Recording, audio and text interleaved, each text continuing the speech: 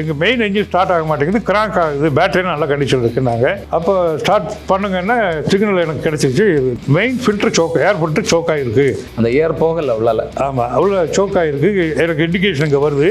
என்னையா பண்ணுறதுனாங்க, ஏர் ஃபில்டரே கழட்டிருக்கேன். ஸ்டார்ட் பண்ணாங்க, 10 மினிட்ஸில் டேக் ஆகும். இதெல்லாம் உலக சாதனைகள். இப்போ நாங்கள் மிசைலுக்கு பெரிய சப்போர்ட் கொடுத்துட்ருக்கோம். ஆமாம், இந்தியன் மிசைலுக்கு பிரம்மோஸ் ஆகட்டும், ஆகாஷ் ஆகட்டும், எல்லாம் நாங்கள் சப்போர்ட். எங்கள் கிரவுண்ட் பவர் சிஸ்டம், பிஎல்லோட ரடார் சிஸ்டம் எல்லாமே பெஸ்ட் இன் த வேர்ல்டு. அந்த மாதிரி இந்தியன் டிஃபென்ஸே பெஸ்ட் இன் த வேர்ல்டுன்னு சீக்கிரம் உலகத்துக்கு தெரிய போகுது. நீங்கள் பெரிய பெரிய கண்டுபிடிப்பெல்லாம் இப்போ சிப் எடுத்துக்கிட்டா, சிப் இருக்கு இல்லையா, நம்ம கம்ப்யூட்டர் சிப் மாதிரி இருக்கு இல்லையா, அதெல்லாம் அமெரிக்காவில் நம்ம ஆளுங்க தான் பிரதானமாக கண்டுபிடிச்சி பூரா நம்ம ஆளுங்க தான். இங்கே அந்த ஃபெசிலிட்டி உருவாக்கி கொடுக்க முடியல. அதனால அங்கே போய் அதை பண்ணிகிட்டு இருக்கிறோம். டக்குன்னு எனக்கு ஒரு உணர்வு வந்து அப்துல் கலாம் கேட்போம் அப்படின்னு சொல்லிட்டு போட்டேன்.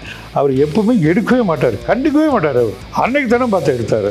இந்த பூமாதேவியை அசுத்தம் பண்ணுற அத்தனைக்கு ஒரு சொல்யூஷன் கண்டுபிடினால முடியும் அப்படின்னு சொல்லி சொன்னார். இதை பண்ணுறேங்க ஐயான்ட்ட. அவருடைய விஷன் 20 இந்தியா 2020 புக்கில் எழுதியிருக்காரு. அதில் என்னுடைய சப்ஜெக்ட் அதில் வருது. கழிவுநீர் மேலாண்மை இருக்குல்ல, இதை வந்து எப்படி செய்கிறீங்க? இந்த தண்ணியை வந்து திருப்பி பயன்படுத்தலாமா? குடிக்கலாம்.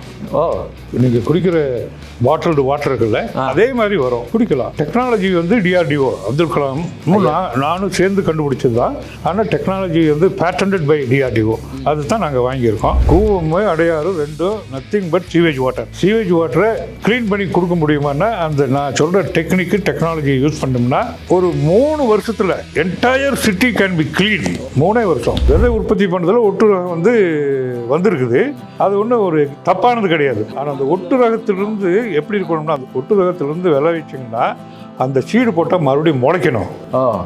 முளைச்சி வராது அந்த ரகத்தை உள்ளே கிட்டே விடக்கூடாது. நெல்லுக்குன்னு 6 பேர் தான் இருக்கான். எல்லாம் பெரிய சிறப்பெல்லாம் பேசிட்டு 5400 கிலோனா உடனே எனக்கு தூக்கி வாரி போட்டுது. எனக்கு தெரியும், இங்கே 1800 கிலோ ஆவரேஜ் வரமாட்டேங்குது. இங்கே 1/3 தான் வருதுங்க நம்ம ஊரில்.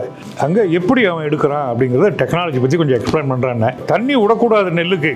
தண்ணி விட்டாக்க 1/3 ப்ரொடக்ஷன் கம்மி. 1800 கிலோ கம்மி ஒரு ஏக்கரில். தண்ணி விடாம ஈரம் மட்டும் வச்சிருந்தா 1800 கிலோ ஜாஸ்தி உற்பத்தி. இந்த டெக்னாலஜி எங்கிருந்தா கண்டுபிடிச்ச? ஐயா, எங்க ஊரு கண்மாய் அப்படித்தானுங்க ஐயா. அப்படின்னா இந்த செயற்கை உரங்கள் பயன்படுத்தாம பண்றது தானே? ஆமா. உள்ளே இந்த இதுக்குள்ள வந்து 16 வருஷம் ஆகிப்போச்சு. இந்த கேம்பஸ் 21 ஏக்கர் உள்ள 11 ஏக்கர் நாங்கள் விவசாயம் பண்ணிட்டு இருக்கிறோம். கேம்பஸ்குள்ள வந்து 16 வருஷம். யூரியா கூட உள்ள வரதில்லை, எதுவுமே வராது. வேணுங்கிறது எல்லாமே நாங்களே தயார் பண்ணிக்கிறோம். இயற்கையான முறையில் எல்லாமே தயார். அந்த தயார் பண்றது எப்படிங்கிறதையும் நாங்கள் மக்களுக்கு சொல்லி கொடுத்துட்டு இருக்கிறோம். சரி.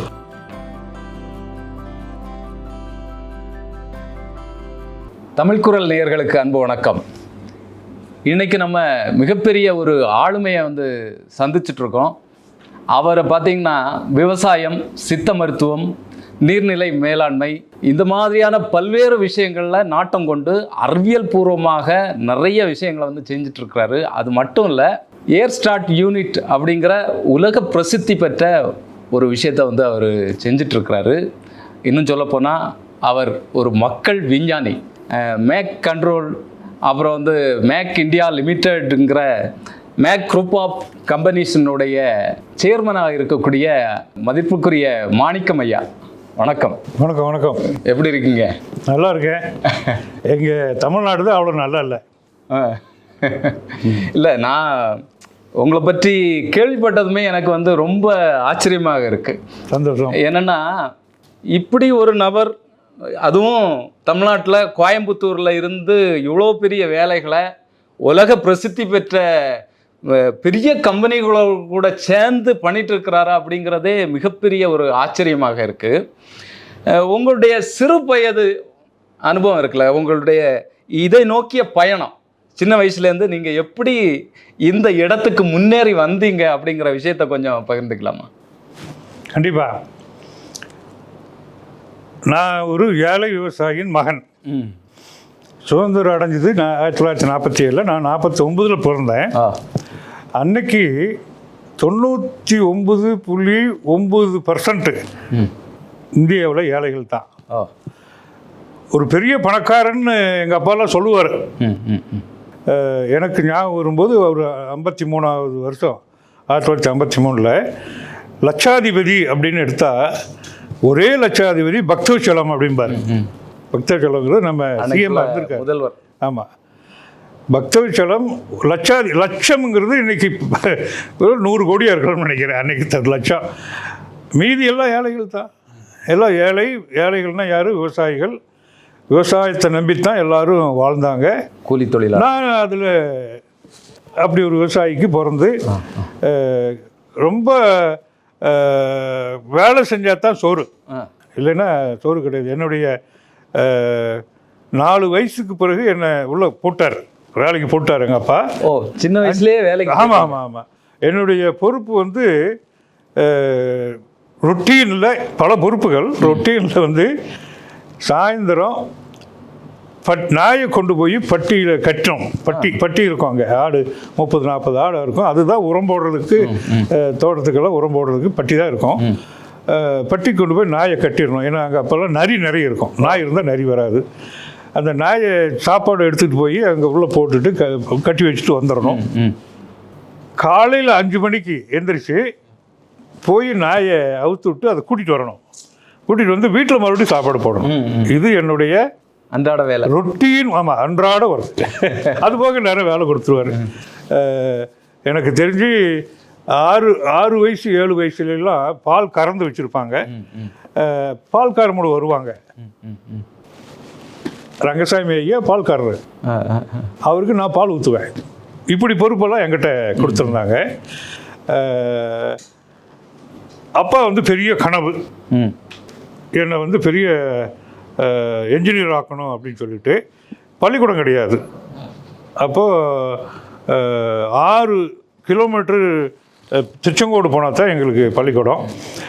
6 கிலோமீட்டர். அப்போல்லாம் பஸ்ஸு கிடையாது, இந்த மாதிரி இப்போ இருக்கிற போக்குவரத்துலாம் கிடையாது.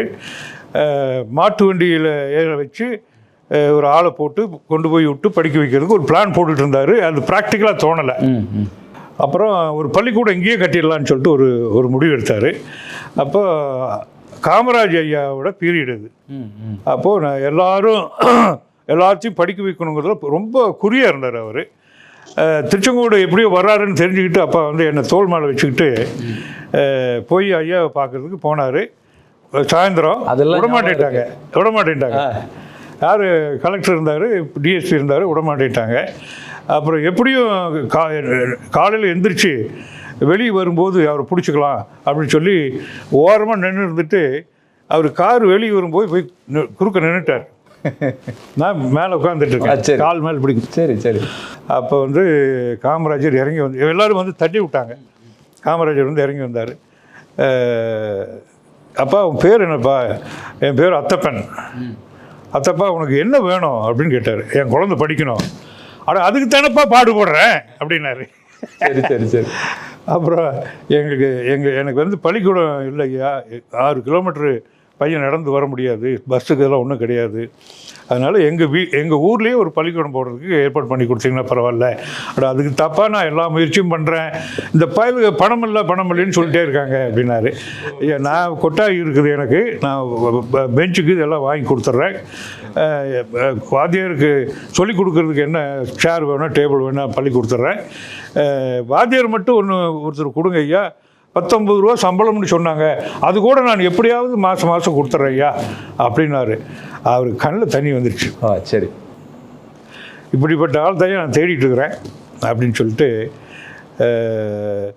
உடனே கலெக்டர் கூப்பிட்டு ஒரு வாத்தியார் கொடுத்துரு உத்தரவு போட்டு போயிட்டார். அப்புறம் ஆமாம், சம்பளமெல்லாம் கொடுக்கல, அவங்களே அரசாங்கமே கொடுத்துட்டாங்க. நான் அங்கே தான் படித்தேன். 6ஆவதுல தான் 1ஆவது போய் சேர்ந்தேன். அப்படி ஒரு சூழ்நிலை. சரி. அப்படி வளர்ந்து கல்லூரி படிப்பெல்லாம்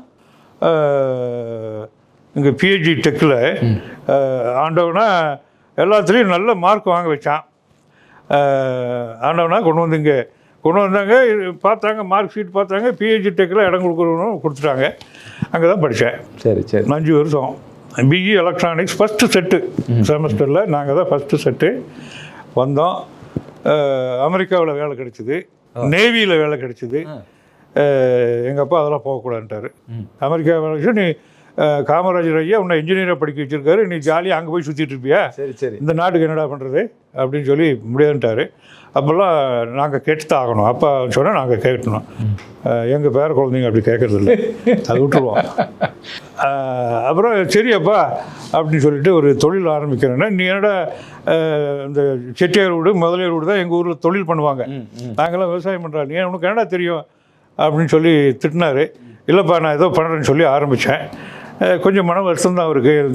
அதாவது மேலே வரா பிடிக்கா தாழ்ந்துருவானான்னு ஒரு பயம் அவருக்கு. இவ்வளோ தூரம் கஷ்டப்பட்டு படிப்பை முடிச்சுட்டு வந்து நேரடியாகவே தனியாக தொழில் நேரடியாக தொழில் பண்ணுறது கொள்கையோடு இருந்தேன். 5 வருஷம் டெக்னாலஜியில் அத்துப்படி பண்ணிட்டேன். நம்ம காலேஜில் ஜே தாமோதரன்னு ரொம்ப பிரியமான பையன், எல்லாத்துக்கும் நல்ல படிக்கிறதுக்கு வாய்ப்பு கொடுப்பாரு. First year telephone industries, Indian telephone industries Dooravani Nagar பெங்களூரில் 45 நாள் ட்ரெயினிங் அனுப்பிச்சிட்டார். சரி, அங்கே போய் நிறைய கற்றுக்கிட்டேன். இந்த பிரியதர்ஷினின்னு ஒரு ஃபோன் வந்தது, ஞாபகம் இருக்குமே எனக்கு தெரியல, அந்த காலத்து ஃபோனு சுற்றுறது அந்த ஸ்லீக்காக கலரில் இருக்கும். அதுக்கு முன்னாடி பேக் லைட்டில் இருக்கும், அது கருப்பாக ஒன்று இருக்கும். அதுக்கு அடுத்த மாடல் பிரியதர்ஷினிங்கிறது இந்திரா காந்தியோட பேர். அந்த பேரில் பண்ணி வச்சுட்டாங்க, வேலை செய்ய மாட்டேன்ட்டது. நான் போய் வேலை செய்ய வச்சுட்டேன். சரி சரி, அது பெரிய பேர் எனக்கு அங்கே.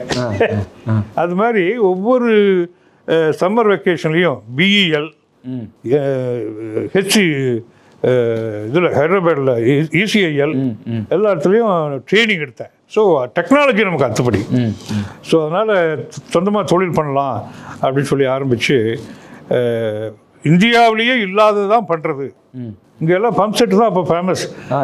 தடிக்குள் இருந்தால் ஒருத்தர் காப்பி பண்ணி பம்ப் செட் பண்ணிட்டே இருப்பாங்க. நான் அப்படி பண்ண முழுவதுமே அந்த தொழில்கள் தான் இந்தியாவிலேயே இல்லாததான் பண்ணுறதுன்னு ஒரு முடிவு எடுத்தேன். அப்போ ஒரு நல்ல பெரியவங்கெல்லாம் இருந்தாங்க. டெக்ஸ்டைல் இங்கெல்லாம் ஏகப்பட்ட டெக்ஸ்டைல் இருந்தது. அப்போது ஏகப்பட்டது. மான்செஸ்டர் ஆஃப் இந்தியான்னா கோயம்புத்தூர், அவ்வளோ டெக்ஸ்டைல். அவங்களுக்கு சின்ன எக்யூப்மெண்ட் சின்னதெல்லாம் பண்ணி கொடுத்தேன். அதில் வந்து ஒரு 2000 ரூபா இன்வெஸ்ட் பண்ணாங்கன்னா அந்த ஆட்டோமேஷனில் ஒரே மாதத்தில் 2000 ரூபா அவங்களுக்கு லாபம் வந்துடும். மீது அப்புறம்லாம் ஃப்ரீ. அந்த மாதிரியான ஒரு எக்யூப்மெண்ட் அது. கேட்டாங்க, நான் பண்ணி கொடுத்தேன். அவங்களுக்கு தான் தெரியும் என்ன பிரச்சனை இருக்குன்னு இல்லையா இண்டஸ்ட்ரிக்கு. அதெல்லாம் நாங்கள் பண்ணி கொடுத்தேன். அப்படி ஆரம்பித்து இல்லாத பொருள்கள்லாம் பண்ணி தான் மேலே வந்தோம். இந்த ஃப்ளைட்டுகளுக்கு வந்து பயன்படுத்தக்கூடிய அந்த யூனிட் மேக் கண்ட்ரோல்ஸ். ஆமாம், அதான் அது. இப்போ அப்படி வந்துட்டு இருக்கும்போது தான் அப்துல் கலாம் ஐயா சீஹரியர் ஏர்க்ராஃப்ட்னு சொல்லிட்டு ஒரு 6 ஏர்க்ராஃப்டை கோவாவில் இன்டெக்ட் பண்ணார். அவர் தான் அதுக்கு பொறுப்பு. அதுக்கு ஷிப்பு மேலேயே வெர்டிகலாக டேக் ஆஃப் ஆகும், வெர்டிகலாக இறங்கும். அப்படி ஒரு ஏர்க்ராஃப்ட். இப்போ தான் 3 வருஷத்துக்கு முன்னாடி ரிட்டையர்மெண்ட் கொடுத்துட்டோம் அதுக்கு. அந்த ஏர்க்ராஃப்டில் ஒரிஜினலாக யூகேயில் பண்ணின வண்டி அது.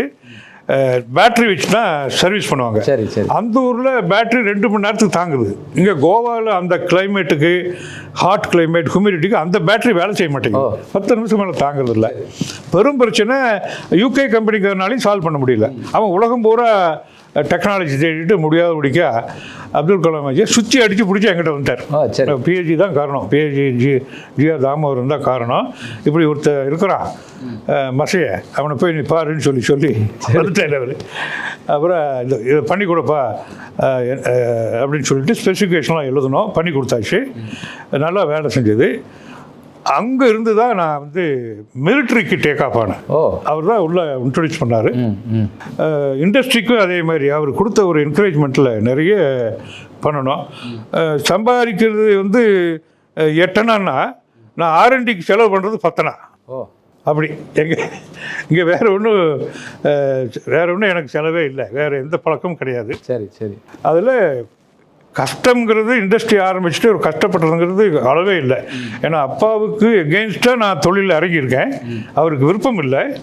ஃபெயில் ஆகிடணும்னு பயத்தினால விருப்பம் இல்லை. அதனால் அவர் போய் எனக்கு ஒரு கஷ்ட காலம்னா அவர்கிட்ட போய் பணம் கேட்குறதுக்கு எனக்கு மானசு நான் அது கேட்கல. அவர்கிட்ட ஏதோ ஒரு 10,000 கொடுப்பாரு. அதை கூட கேட்குறதுக்கு மனசு இல்லை. ஒரு நாள் அந்த இன்சிடெண்ட்டை நீங்கள் எல்லோரும் தெரிஞ்சுருக்கணும். சுங்கம் அதுக்கு பக்கத்தில் எங்கள் முதல்ல ஒரு ஆஃபீஸ் இருந்தது, ஃபேக்ட்ரி இருந்தது. என்னுடைய bank account PhD arts PhD டெக்கில் இருந்தது. ஒரு 7 கிலோமீட்டர் இருக்கும். கையில் காசு இல்லை, வாடகை சைக்கிளில் எடுக்கணும். அதுக்கு கூட நான் கடன் சொல்ல மாட்டேன், பணம் கொடுத்துட்டு தான் எடுத்துகிட்டு வருவேன். ஒரு பைசா கையில் காசு இல்லை, சாப்பாட்டுக்கு அடுத்த வேலைக்கு சாப்பாட்டுக்கு பணம் இல்லை. நடந்து வந்து சைக்கிள் கூட எடுக்க முடியாமல் 100 ரூபா மினிமம் பேலன்ஸ் அப்போ இருந்தது. அதை க்ளோஸ் பண்ணி 95 ரூபா கொடுத்தான். எனக்கு வர வேண்டிய பணம் வராதனால, எதிர்பார்த்த பணம் வராதனால, அப்படி ஒரு சூழ்நிலையில் 95 ரூபாய் வச்சு மறுபடியும் ஒரு 10 நாள் என்னுடைய வாழ்க்கை ஓட்டினேன். அப்புறம் எல்லாம் வந்து ரீகூப் ஆயிடுச்சு. ஆண்டவன் வந்து எனக்கு சோதனை கொடுத்ததோ அளவே இல்லை. சரி, இன்னைக்கு கொடுத்துட்டு தான் இருக்கான். ஆனால் வித்தியாசமான சோதனை. சரி, இதில் எனக்கு கேட்க வேண்டிய ஒரு கேள்வி, இந்த உலக பிரசித்தி பெற்ற ஃப்ளைட் நிறுவனம் போயிங், அந்த விமான நிறுவனத்தோட ஒரு ஒப்பந்தம் போட்டு வேலை செஞ்சு சொல்லுங்க. அப்துல் கலாம் ஐயா வந்து டிஆர்டிஓ உள்ளே கொண்டு போய் விட்டார். இந்த சூழ்நிலையில் தான் 1988 ராஜீவ் காந்தி பிரைம் மினிஸ்டராக இருக்கும்போது ஏர்பஸ் 320ங்கிற ஏர்க்ராஃப்ட்டு 13 ஏர்க்ராஃப்ட் வாங்கினார். அவரே பைலட்டு. ஃப்ரான்ஸ் டுலூஸ் போயிருக்காரு. ஃப்ரான்ஸில் அவங்க கோ பைலட்டாக வச்சு மணியூர்லாம் பண்ணி காமிச்சிருக்காங்க. Fly by over technology 13 aircraft வாங்கிட்டார். வந்துருச்சு, 6 மாதம் ஓடிச்சு. ஒரு ஏர்க்ராஃப்ட்டு பெங்களூர் அந்த பெலந்தூர் லேக்கில் போய் இடித்து விழுந்து ஒரு 85 பேர் செத்து போயிட்டாங்க. அது பெரிய கமிட்டி போட்டு, நீங்கள் கேட்குற கேள்விக்கு இதில் தான் ஆன்சர் வருது. பெரிய கமிட்டி போட்டு என்ன பிரச்சனை அப்படின்னு கமிட்டி போடும்போது, அந்த ஆக்சிலரி பவர் யூனிட் பின்னாடி ஒன்று இருக்கும். ஏர்க்ராஃப்ட் 3000 அடிக்கு லேண்ட் ஆகும்போது அது ஆட்டோமேட்டிக்காக லைனில் வந்துடும். வரல, அவனுக்கு வரலன்னு சொன்னோன்னே இப்போ ஏண்டா வரலன்னு பைலட்டுக்கு வந்து அது வந்து ஸ்டாப் பண்ணுறது, ஃப்ளைட்டை வந்து வேகத்தை குறைக்கிறது. எதுக்குன்னா பேக்கப், ஒரு வேளை மெயின் இன்ஜின் ஏதாவது ஸ்டால் ஆயிடுச்சுன்னா அது பவர் சப்ளை கொடுக்கும். சரி, பவர் சப்ளை கொடுத்தா ரெடார்லாம் மெனியூவர் பண்ணி கொண்டு போய் இறக்கிடலாம் ஈஸியாக. சரி, மெயின் இன்ஜின் வேண்டியதில்லை, ஏன்னா கிளைடிங் தானே இந்த இறங்கும் போது. அப்படிங்கிற ஒரு இதில் அதை கவனிச்சுக்கிட்டு இதை கொஞ்சம் விட்டாங்க. ரன்வேலேருந்து கொஞ்சம் ஆஃப் சென்டர் ஆகி போச்சு. சரி, மறுபடியும் ஒரு ரவுண்ட் அடிச்சு வந்து இறக்கிடலாம் அப்படின்னு சொல்லிட்டு த்ராட்டில் புல் பண்ணும்போது பேனிக்கிங்கில் 2 இன்ஜினும் ஆஃப் ஆயிடுச்சு. அது ஒரு கிளிச்சு, ஒரு சாஃப்ட்வேர் கிளிச். அது அந்த காலத்தில் எஸ்டி மோட்டர் பைக்கில் வச்சுருந்தேன், புல்லட் வச்சுருந்தேன் நான். டக்குன்னு கொடுத்தீங்கன்னா இன்ஜின் ஆஃப் ஆயிரும். இப்போல்லாம் அதை கண்ட்ரோல் பண்ணிட்டான். இப்போ வந்து டெக்னாலஜி அப்படி இல்லை. முதல்ல டக்குன்னு வேகமாக கொடுத்தீங்கன்னா ஆஃப் ஆயிரும். மெல்ல தான் கொடுக்கணும். ஸோ அந்த மாதிரி ஒரு கிளிச் அது. அப்புறம் 2 வருஷம் கழித்து என்னென்னமோ நடந்து நரசிம்மராவ் ஐயா பிரைம் மினிஸ்டராக வந்துட்டார். ராஜீவ் காந்தி கொண்டுட்டாங்க. நரசிம்மராவ் ஐயா வந்த பிறகு எங்கிட்ட அவங்க கேட்டாங்க, இந்த பிளைனை வந்து மறுபடியும் ஓட்டி விடணும், இந்த கிரவுண்ட்லேருந்து வர்ற பவர் யூனிட் தான் பிரச்சனைன்னு சொல்கிறாங்க. ஏர்பஸ்லேயே இப்போ டெவலப் பண்ண முடியாதபடிக்க கிடக்குது அப்படின்னு சொல்லி நாங்கள் விசாரித்தப்போ, அப்போ வந்து மிராஜ் 2000, மிக் 32, மிக் 32, மிக் 29 எல்லாம் வெரி ஹைலி சொபிஸ்டிகேட்டட் ஏர்க்ராஃப்ட். அதுக்கு யார் இந்த பவர் சப்ளை கொடுக்குறா கிரவுண்ட்லேருந்து அப்படின்னு சொல்லி கேட்டிருக்காங்க. ஏர் மார்ஷல் எல்லாம் எங்களுதுன்னு சொல்லியிருக்காங்க. வந்துட்டாங்க என்கிட்ட. வந்துட்டு கடைசியாக நரசிம்மராவ் நேரடியாக கூப்பிட்டு வச்சு பேசும்போது, என்னை கொஞ்சம் காப்பாற்றுங்க, பார்லிமெண்ட்டில் கொஸ்டின் வரப்போகுது, இத்தனை 1800 கோடி போட்டு வாங்கினீங்க, வாஜ்பாய் என்னை விட போகிறதில்ல, பார்லிமெண்ட்டை கிழிச்சிடுவார் அப்படின்னு சொல்லி நீங்கள் தான் காப்பாற்றணும், நாங்கள் ஏதோ சாக்கு போக்கு சொல்லணும், இந்த மாதிரி பேசிகிட்டு இருக்கிறோம், இன்னொரு 3 மாதத்தில் ஓட்டி விட்ருவோம்னு ஏதோ சொல்லணும், கொஞ்சம் ஹெல்ப் பண்ணுங்க என்னாரு. பண்ணி கொடுத்துட்டோம். அப்போ அதுக்கு பிறகு தான் ஏவியேஷனில் வந்து மிலிட்ரியில் இருந்தோம். Military because of Abdul Kalam ஐயா. இதில் சிவில் ஏவியேஷனில் ஃபேமஸ் ஆனது அந்த டைம் தான். அதுக்கு பிறகு எங்கள் உலகம் பூரா யாரும் பண்ண முடியாத பண்ணி இப்போ இது A320 ஏர்க்ராஃப்ட்டுக்கு உண்டான பவர் சப்ளை கொடுத்துட்டோம். இன்னைக்கு A320 கட்டமாட்டு வண்டி மாதிரி ஓடிட்டு இருக்குது. ஒரு ஆக்சிடென்ட் ஆகாது. அது அவ்வளோ சூப்பரான ஏர்க்ராஃப்ட். அதுக்கு எங்கள் பங்கு சின்ன பங்கு அதில். சரி சரி சரி. அதுக்கு பார்த்துட்டு தான் ஜெர்மன்கார எங்கள் ஊரில் வந்து இந்த இண்டஸ்ட்ரி நீங்கள் போடுங்க, ஆரம்பிங்க, உலக மார்க்கெட்டுக்கு கொண்டு போகலாம் அப்படின்னு சொல்லி ஒரு டாய்ஸ் மார்க்குக்கு 14,000 ஏக்கர் 150,000 சதுரடி பில்டிங்கு எங்களுக்கு கொடுத்தாங்க. இலவசமாக கொடுத்தாங்க. போனோம், ஆரம்பித்தோம், பண்ணினோம், நல்லா தான் போயிட்டு இருந்தது. அங்கே ஒரு பிரச்சனை, அந்த நாசிஸ்னு ஒரு குரூப் இருக்குது. நைல் ரிவருக்கு இந்த பக்கம் இவங்க பிரெஞ்சுக்காரங்க, அவங்களே இங்கே வந்து தொழில் பண்ணக்கூடாது. ஆனால் நீங்கள் இந்தியன்ஸ் எங்களுக்கு ரொம்ப ஃப்ரெண்ட்ஸு, நீங்கள் மன்னிச்சிருங்க ஐயா, நீங்கள் காலி பண்ணிட்டு போயிருங்கன்ட்டாங்க. அப்படி வந்துட்டோம். வந்தப்போ தான் அமெரிக்காக்காரங்க கூப்பிட்டாங்க. நான் அப்புறம் அங்கே போனோம். அங்கே பின்னா இருக்குது. சரி சரி. இந்த ஒரு சூழ்நிலையில் தான் நாங்கள் இதில் ஃபேமஸ் ஆனப்போ போயிங்காரன் எங்களை வந்து புது ஏர்க்ராஃப்ட் நாங்கள் டெவலப் பண்ணிகிட்ருக்குறோம். ட்வின் இன்ஜின் ஏர்க்ராஃப்ட், ஃபியூல் எஃபிஷியன்சிக்கோசரம், லாங் ரேஞ்சுக்கோசரம். அப்போ இருக்கிற ஏர்க்ராஃப்டில் ஒரு 10,000-12,000 கிலோமீட்டருக்கு மேலே ஓட்ட முடியாது. மறுபடியும் இறங்கி ரீஃபில் பண்ணிட்டு தான் போகணும். இப்போ இது 18,000 கிலோமீட்டர்ஸ் நான் ஸ்டாப்பாக ஓட்டலாம். அந்த மாதிரி வண்டி வந்துருச்சு. இப்போ அது வண்டி வந்ததுக்கு அப்போ வந்து அதுக்கு வந்து மெயின் ரீசன் வந்து என்ஜின். அந்த என்ஜின் டெவலப்மெண்ட் பொறுப்பை ஜெனரல் எலக்ட்ரிக் கொடுத்தாங்க போயிங்காரங்க. அவங்க என்ஜினை டெவலப் பண்ணாங்க. பண்ணும்போது இதை ஸ்டார்ட் பண்ணுறதுக்கு இந்த ஸ்பெசிஃபிகேஷன் எங்களுக்கு வேண்டியிருக்கு. ஏர் ஸ்டார்டர் அது யாரும் தான் பண்ண முடியும், எலக்ட்ரிக்கில் பண்ண முடியாது. ஏன்னா எலக்ட்ரிக்கல் வந்து ஸ்பார்க்லாம் வந்துடும் சொல்லிட்டு அந்த ஏவியேஷன் டர்பைன் ஃபியூல்களில் ஸ்பார்க்லாம் வரக்கூடாது. ஏன்னா அதனால் நியூமேட்டிக் கொடுப்பாங்க, நியூமேட்டிக்கில் ஸ்பார்க் வராது. ஸோ இந்த ஏர் ஸ்டார்டரை எப்படி டெவலப் பண்ணுறது அப்படின்னு சொல்லிட்டு யாருனாலையும் பண்ண முடியாதனால எங்களை அப்ரோச் பண்ணாங்க. ஏன்னா இது A320 ஏர்க்ராஃப்டையும் நாங்கள் ஓட்ட வச்சுருக்கிறோமே, அந்த அனுபவத்தில் எங்ககிட்ட வந்தாங்க. அப்புறம் அதே சமயத்தில் நாங்கள் அமெரிக்காவில் பிளான்ட்டுக்கு போகிறதுக்கு நாங்கள் ஃபெடெக்ஸ் லொக்கேஷன் வந்து பக்கம், அவங்களாம் ஒரு மூல காரணம் நாங்கள் அங்கே போனதுக்கு. டெவலப் பண்ண சொன்னாங்க, பண்ணினோம். பயங்கர சக்ஸஸ். உலகத்துலேயும் யாரும் பண்ணாதது நாங்கள் பண்ணினோம். அதுக்கு வந்து அப்போ இருக்கிற ஒரு ஒஹாயோவில் பீபிள்னு ஒரு இடம், அங்கே தான் அந்த என்ஜின் டெஸ்ட் ஃபெசிலிட்டி இருக்குது. அந்த டெஸ்ட் ஃபெசிலிட்டியில் போய் பார்த்தா ஃபஸ்ட்டு அந்த பீப்புளுக்குள்ளேயே போக முடியாது. அமெரிக்கன் பிரசிடென்ட் கையெழுத்து போடணும், பர்மிஷன் கொடுத்தா தான் உள்ளே போக முடியும். நான் வந்து ஃபாரினர் வேறு, நான் சிட்டிசன் கிடையாது, க்ரீன் கார்டும் கிடையாது, விசாவில் போயிருக்கேன். பில் கிளின்டன் கையெழுத்து போட்டு கொடுத்தாரு. உள்ளே போனால் அந்த பார்த்தா இந்த இப்போ நம்ம ஸ்டார்ட் பண்ணுற இன்ஜினை 300 அடி உயரத்துக்கு மேலே என்ஜினை தொங்க வச்சுட்டான். அதில் ஸ்டார்ட் பண்ணி வண்டி என்ஜின் ஓடுது. ஜஸ்ட்டு ஒரு 144 டெஸ்ட்டு.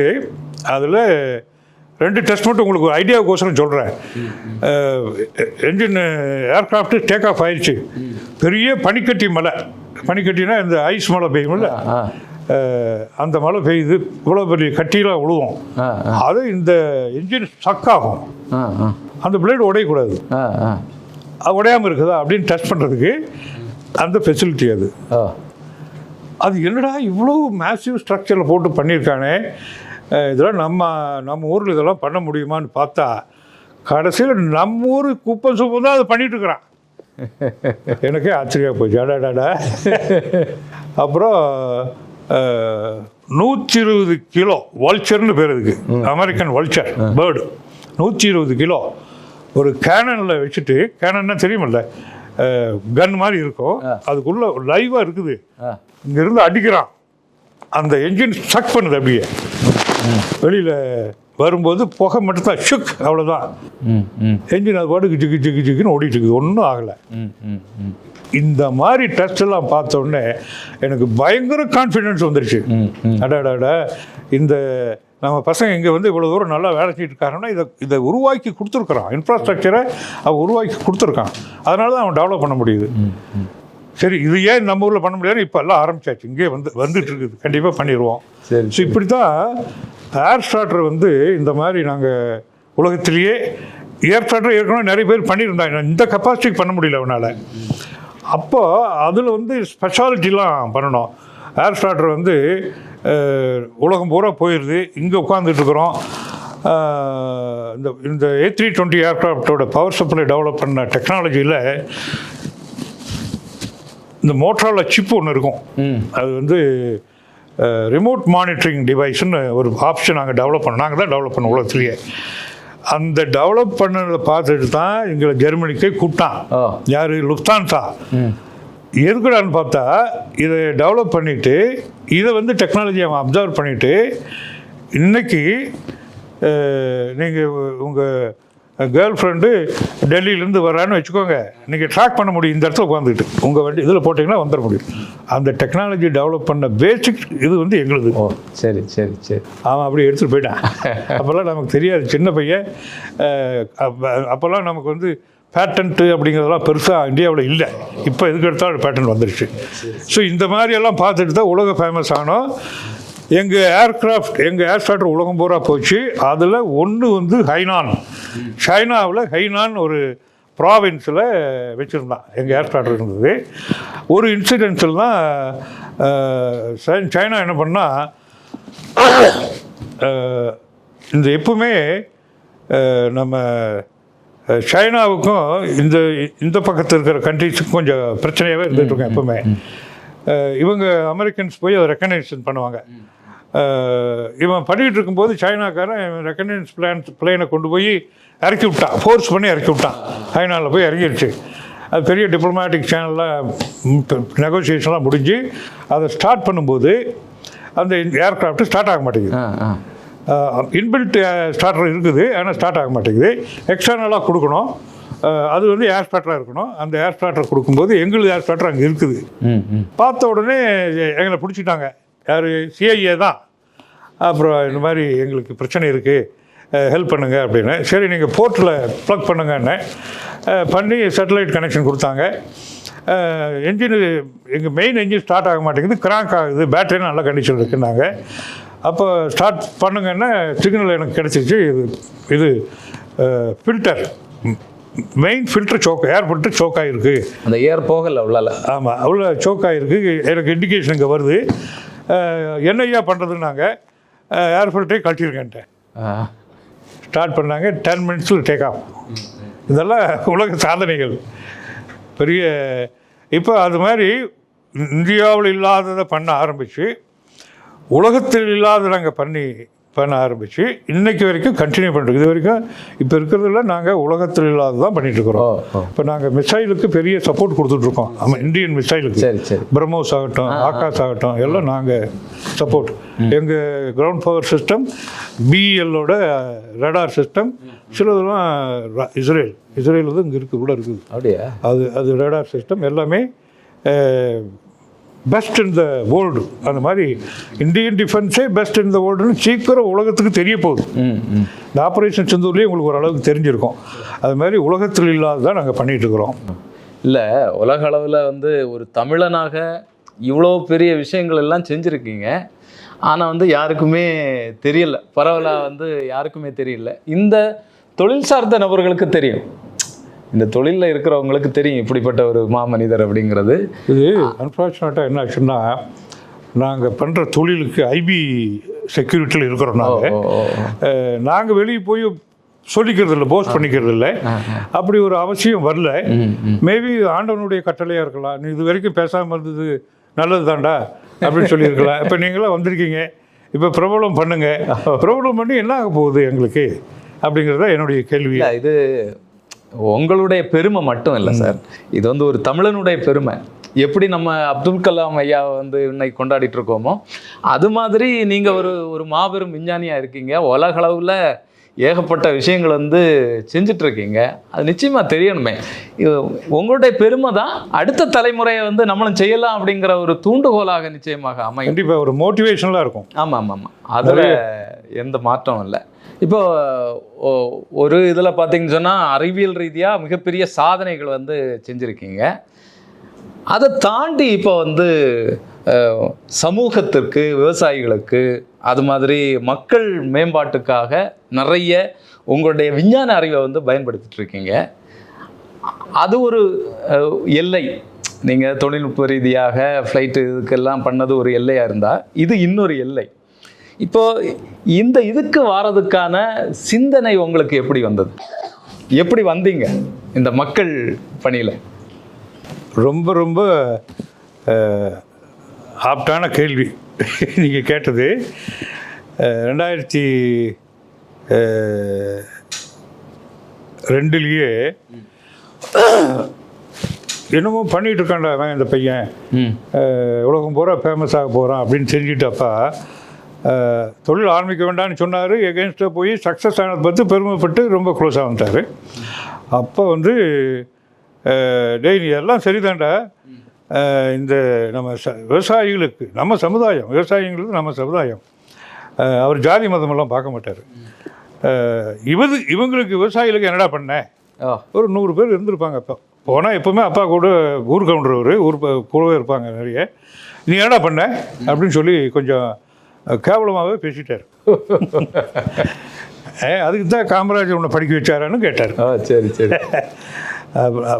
இல்லைப்பா, நான் வந்து இனிமேல் இப்போ வந்து நான் தொழிலில் தோற்று போயிட்டா என்ன பயமாக இருந்தது உண்மைதானே? ஆமாம்.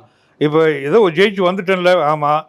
இனிமேல் எனக்கு ஒரு வாய்ப்பு கொடுங்கப்பா. நான் பையனுக்கு மேலே வந்துட்டான், நான் வந்து அந்த ஸ்டேஜ் வந்தோடனே எல்லாம் பண்ணி கொடுக்குறேன்னு சொல்லிட்டு பண்ணேன். இப்போ 2010 என்னுடைய சன்னை படிப்பு முடிச்சுட்டு வந்தேன். அப்புறம் அதை தொழில் அவங்க பார்த்துட்ருக்காங்க. அப்போ தான் என்ன ஒரு முடிவு எடுத்தேன்னா 2-3 விஷயம் நடந்தது. ஒன்று வந்து இயற்கை விவசாயத்தில் ஏன் லாபம் வரலைன்னு ஒரு ரீசர்ச் போட்டேன். ரெண்டே மூல காரணம் தான். ஒன்று வந்து ஃபார்ம் கேட் ப்ரைஸ்னு ஒரு கான்செப்ட் போட்டேன். நான் நெல் உற்பத்தி பண்ணிட்டேன்னா என்னுடைய வயல்லிருந்து வெளியே போகும்போது எனக்கு என்ன விலை கிடைக்கணும் அப்படிங்கிறது ஃபார்ம் கேட் ப்ரைஸ். அதை கொடுக்குறாங்களன்னா இல்லை. விழுப்புரத்தில் நெல் உற்பத்தி பண்ணிவிட்டு பண்ருட்டியில் உற்பத்தி பண்ணிட்டு விழுப்புரத்தில் மார்க்கெட்டில் கொண்டு போய் கொடுத்தா அது கொண்டு போய் சேர்றதுக்கு ஒரு மூட்டைக்கு 30 ரூபா 40 ரூபா ஆகி போயிடும். ஸோ இது ஒரு பெரும் பிரச்சனை விவசாயிகளுக்கு. வியாபாரிங்க என்கிட்ட கொண்டாந்து கொடுத்தா தான் நான் எடுத்துக்குவேன்பா. அதெல்லாம் பெரும் பிரச்சனை. அதனால் ஃபார்ம் கேட் ப்ரைஸ் கான்செப்ட் கொண்டு வந்தேன். ரெண்டாவது உற்பத்தி. அப்போ உற்பத்தின்னு வரும்போது நெல்லையே நான் எடுத்துக்கிட்டேன். நெல் தான் பிரதானமாக உற்பத்தி பண்ணுற ஏரியா. அமெரிக்காவில் என்னுடைய ஃப்ரெண்டு ஒருத்தர் இருந்தான், 11,000 ஏக்கர் விவசாயம் பண்ணிகிட்டு இருந்தான் ஒருத்தன். அதில் வந்து 4,000 ஏக்கர் நெல், மறுபடியும் ஒரு 4,000 ஏக்கர் இது மக்காச்சோளம், மறுபடியும் ஒரு 4,000 ஏக்கர் இந்த இன்னொரு வெள்ளம், என்னது பீனட் கிடையாது, டக்குன்னு ஞாபகம் வர மாட்டேங்குது எனக்கு, இந்த சோயா. மறுபடியும் ஒரு 11,000 ஏக்கர் பண்ணிகிட்ருக்கான். அப்புறம் அவன் கூப்பிட்டே இருந்தால் எனக்கு போகிறதுக்கு நேரமில்ல, போகவே இல்லை. இந்த சூழ்நிலை வந்த உடனே இதுக்குன்னே அமெரிக்கா போனேன். போயிட்டு அவன் ஃபார்மை விசிட் பண்ண போனேன். அங்கே போனால் நான் தான் ட்ரைவ் பண்ணணும், அங்கே டிரைவர்லாம் கிடைக்க மாட்டாங்க. கிட்டத்தட்ட 210 மைல் நானே ட்ரைவ் பண்ணிட்டு போயிட்டு கடைசியாக அவனே வந்து கூட்டிகிட்டு போயிட்டான். அவன் தனி காரில் போனான், நான் தனி காரில் போனேன். ஃபார்முக்குள்ளே போகும்போது ஒரு பர்லாங், அங்கே ஊரில் பர்லாங் தான் கிடக்கு, ஒரு 3/4 அடி தண்ணியில் வண்டி போச்சு. தண்ணி நிறுத்தி வச்சுருக்கான். உள்ளே போய் கார் பார்க் பண்ணிவிட்டு, மேக் நீ ஏன் தண்ணிக்குள்ளே ஓட்டிகிட்டு வந்தேன் அப்படின்னு கேட்டேன். தண்ணி நிற்குது, மழை பெய்ஞ்சிருக்க மாட்டிருக்குது அப்படின்னு சொன்னேன். அவன் ஒரு கேவலமாக பார்த்து சிரிச்சுட்டு, இல்லை Mac, I just sterilise your car அப்படின்னா. எனக்கு தூக்கி வாரி போடுது. என்னென்னா ஸ்டெர்லைஸ் பண்ணுறதுன்னா நம்ம ஊர்லெலாம் ஊசி போட்டாக்க ஸ்டெர்லைஸ் பண்ணிவிட்டு அந்த காலத்தில் பண்ணுவாங்க, அந்த மாதிரி ஹீட் பண்ணி ஸ்டெர்லைஸ் பண்ண அப்படின்னு நினச்சிடணும். அப்புறம் அவன் சொன்னான், நீ ஊர் பூரா சுற்றிட்டு வந்திருக்க, வனத்துக்குள்ளெல்லாம் வந்திருக்க, அந்த வனத்திலிருந்து கலை விதை, கலை இல்லை வீடு சீடு, கலை விதை வந்து டயரில் அண்டர் சைஸெல்லாம் ஒட்டிகிட்டு இருக்கோம். அது தண்ணியில் வரும்போது கழுவி சுத்தம் பண்ணிடுது. ஸோ நீ ஃபார்முக்குள்ளே வரும்போது உன்னுடைய கார் ஸ்டெர்லைஸ் பண்ணிட்டேன், விதை உள்ளே வராது. எங்கள் ஊரில் விதை தான் எங்களுக்கு, இந்த கலை விதை தான் பெரிய எனிமியே விவசாயத்துக்கு, எங்கள் உள்ளேயே விடுறதில்லைன்னு சொல்லி சொன்னான். ரொம்ப ஆச்சரியமாக இருக்கு. ஆமாம், அதான் ரொம்ப சின்ன தத்துவம். 4,000 ஏக்கர் ஒரு கிளான்ஸ் அடித்தேன், உயரமாக விட்டான் கிளான்ஸ் அடித்தேன். ரொம்ப தூரம் ஒரு வெண்டந்தம்பூரில் அங்கேயே தெரிஞ்சுது, என்னப்பா அங்கே ஒன்று இருக்குது மேக், இதுதான் எனக்கு ப்ராப்ளமே. இவ்வளோ தூரம் நாங்கள் பண்ணுறோம், சீட்லேயும் நாங்கள் எத்தனை மெக்கானிசம்லாம் வச்சு வீடெல்லாம் எடுத்துடுறோம், இருந்தாலும் 1-2 தப்பிச்சு வந்துடுது மேக். இயற்கை இப்படி தான் பண்ணிகிட்டு இருக்குது, எங்கேயோ காற்றுலேருந்து பறந்து கும்பிட்ருக்கு என்ன சொன்னால். பார்த்தா 5,400 கிலோ, 12,000 பவுண்டுன்னு சொன்னான். 12,000 பவுண்டு உற்பத்தி பண்ணுறோம் ஒரு ஏக்கருக்கு ஆவரேஜாக. 4,000 ஏக்கர். Completely mechanised. 6 பேர் தான் இருக்கான், நெல்லுக்குன்னு 6 பேர் தான் இருக்கான். எல்லாம் பெரிய சிறப்பெல்லாம் பேசிட்டு 5400 கிலோனா உடனே எனக்கு தூக்கி வாரி போட்டுது. எனக்கு தெரியும் இங்கே 1800 கிலோ ஆவரேஜ் வரமாட்டேங்குது, இங்கே 1/3 தான் வருதுங்க நம்ம ஊரில், அது கூட வரமாட்டேங்குது. அங்கே எப்படி அவன் எடுக்கிறான் அப்படிங்கிறத டெக்னாலஜி பற்றி கொஞ்சம் எக்ஸ்பிளைன் பண்ணுறான்னு உள்ள ஒரு R&D ஃபெசிலிட்டிக்குள்ளே கூட்டிகிட்டு போனால் அங்கே பார்த்தா நம்ம ஊர் குப்பை சுப்பை 3 பேர் இருக்கிறான், நம்ம ஊர் பையன். எல்லாம் தெக்கத்த பசங்க. ஏன்டா இப்படி பண்ணுறீங்க? இங்கே வந்து இவனுக்கு சொல்லி கொடுத்து, ஐயோ நம்ம ஊரில் யார் சொன்னால் கேட்குறாங்க. சரி சரி. தஞ்சாவூர்காரங்க வந்து சொல்கிறான் அவங்க தானே நெற்களஞ்சியம் அப்படின்னு சொன்னால் அவன் வந்து கேவலம் பேசுகிறாங்க. ஐயா தண்ணியே விடக்கூடாதுன்னு சொல்கிற நெல்லுக்கு அவன் கேவலம் பேசுகிறான். நாங்கள் எங்களுக்கு தண்ணி வசதி இருக்குது, காலில் மடை உடச்சி விட்டா தண்ணி போய் பாயுதுங்கிறான். அப்படி அந்த ஒரு சூழ்நிலையெல்லாம் எக்ஸ்பிளைன் பண்ண பிறகு அவன் நீ இந்த டெக்னாலஜி எங்கேருந்துடா கண்டுபிடிச்ச? தண்ணி விடக்கூடாது நெல்லுக்கு, தண்ணி விட்டாக்க 1/3 ப்ரொடக்ஷன் கம்மி, 1800 கிலோ கம்மி ஒரு ஏக்கரில். தண்ணி விடாமல் ஈரம் மட்டும் வச்சுருந்தா 1800 கிலோ ஜாஸ்தி உற்பத்தி. எங்கேருந்துடா கண்டுபிடிச்சேன்னு? ஐயா எங்கள் ஊர் கண்மாய் அப்படி தானுங்க ஐயா. அப்படின்னா கண்மாய்னா தெரியுமா? குளத்துலேருந்து தண்ணி கீழே ஒசம்பு போகும், அதில் நெல் போட்டு விட்ருவாங்க. நெல் நாற்று நடுறதில்லை, நெல்லை தூவி விடுவாங்க. அவங்க ஊரில் இப்பவும் அப்படி தான் பண்ணிகிட்டு இருக்காங்க. அந்த நெல்லுடைய அரிசியினுடைய டேஸ்ட்டே வித்தியாசமாக இருக்கும். இதை வந்து இங்கே இம்ப்ளிமெண்ட் பண்ணங்க ஐயா, எங்களால் அங்கே இம்ப்ளிமெண்ட் பண்ண முடியல. இவ்வளோதான் ஐயா. நெல்லை தூவி விட்டுட்டா இப்போ நம்ம ஊரில் நாற்று எடுத்து நடுறாங்க. நாற்று எடுத்து நட்டால் ஜப்பனீஸ் டெக்னாலஜி பிரகாரம் அந்த கனவு வந்துருச்சுன்னா நாற்றுல ப்ரொடக்ஷன் கம்மியாயிரும், 1/3 ப்ரொடக்ஷன் கம்மியாயிரும். 26 ஷூட்டு தான் வரும், 72 ஷூட்டுக்கு பதிலாக. அந்த 16ஆம் நாள் நடுறதுக்கு இவனும் ட்ரை பண்ணுவான். ஆனால் மழை வந்துடும், நட முடியாது போயிடும், ஆளுங்க வரமாட்டாங்க, ஏதோ ஒரு பிரச்சனை இவனுக்கு வந்துடுது. எப்படியோ 20, 25, 30 நாள் வந்துடுது, அதுக்குள்ளே கனவு வந்துடுது, அதை எடுத்து நடுறான், உற்பத்தி வர்றதில்லை. இவ்வளோதான் ஏன் வித்தியாசம், 1/3. இன்றைக்கி இதை மட்டும் பர்ஃபெக்ட் பண்ணிட்டீங்கன்னா 5400 கிலோ. சரி, இது ஒரு ஜோக் என்னென்னா, எல்லாம் நம்ம பசங்க எங்கேருந்து டெக்னாலஜி போச்சு, இங்கேருந்து போச்சு ஐயா, தமிழ்நாட்டிலிருந்து போச்சு.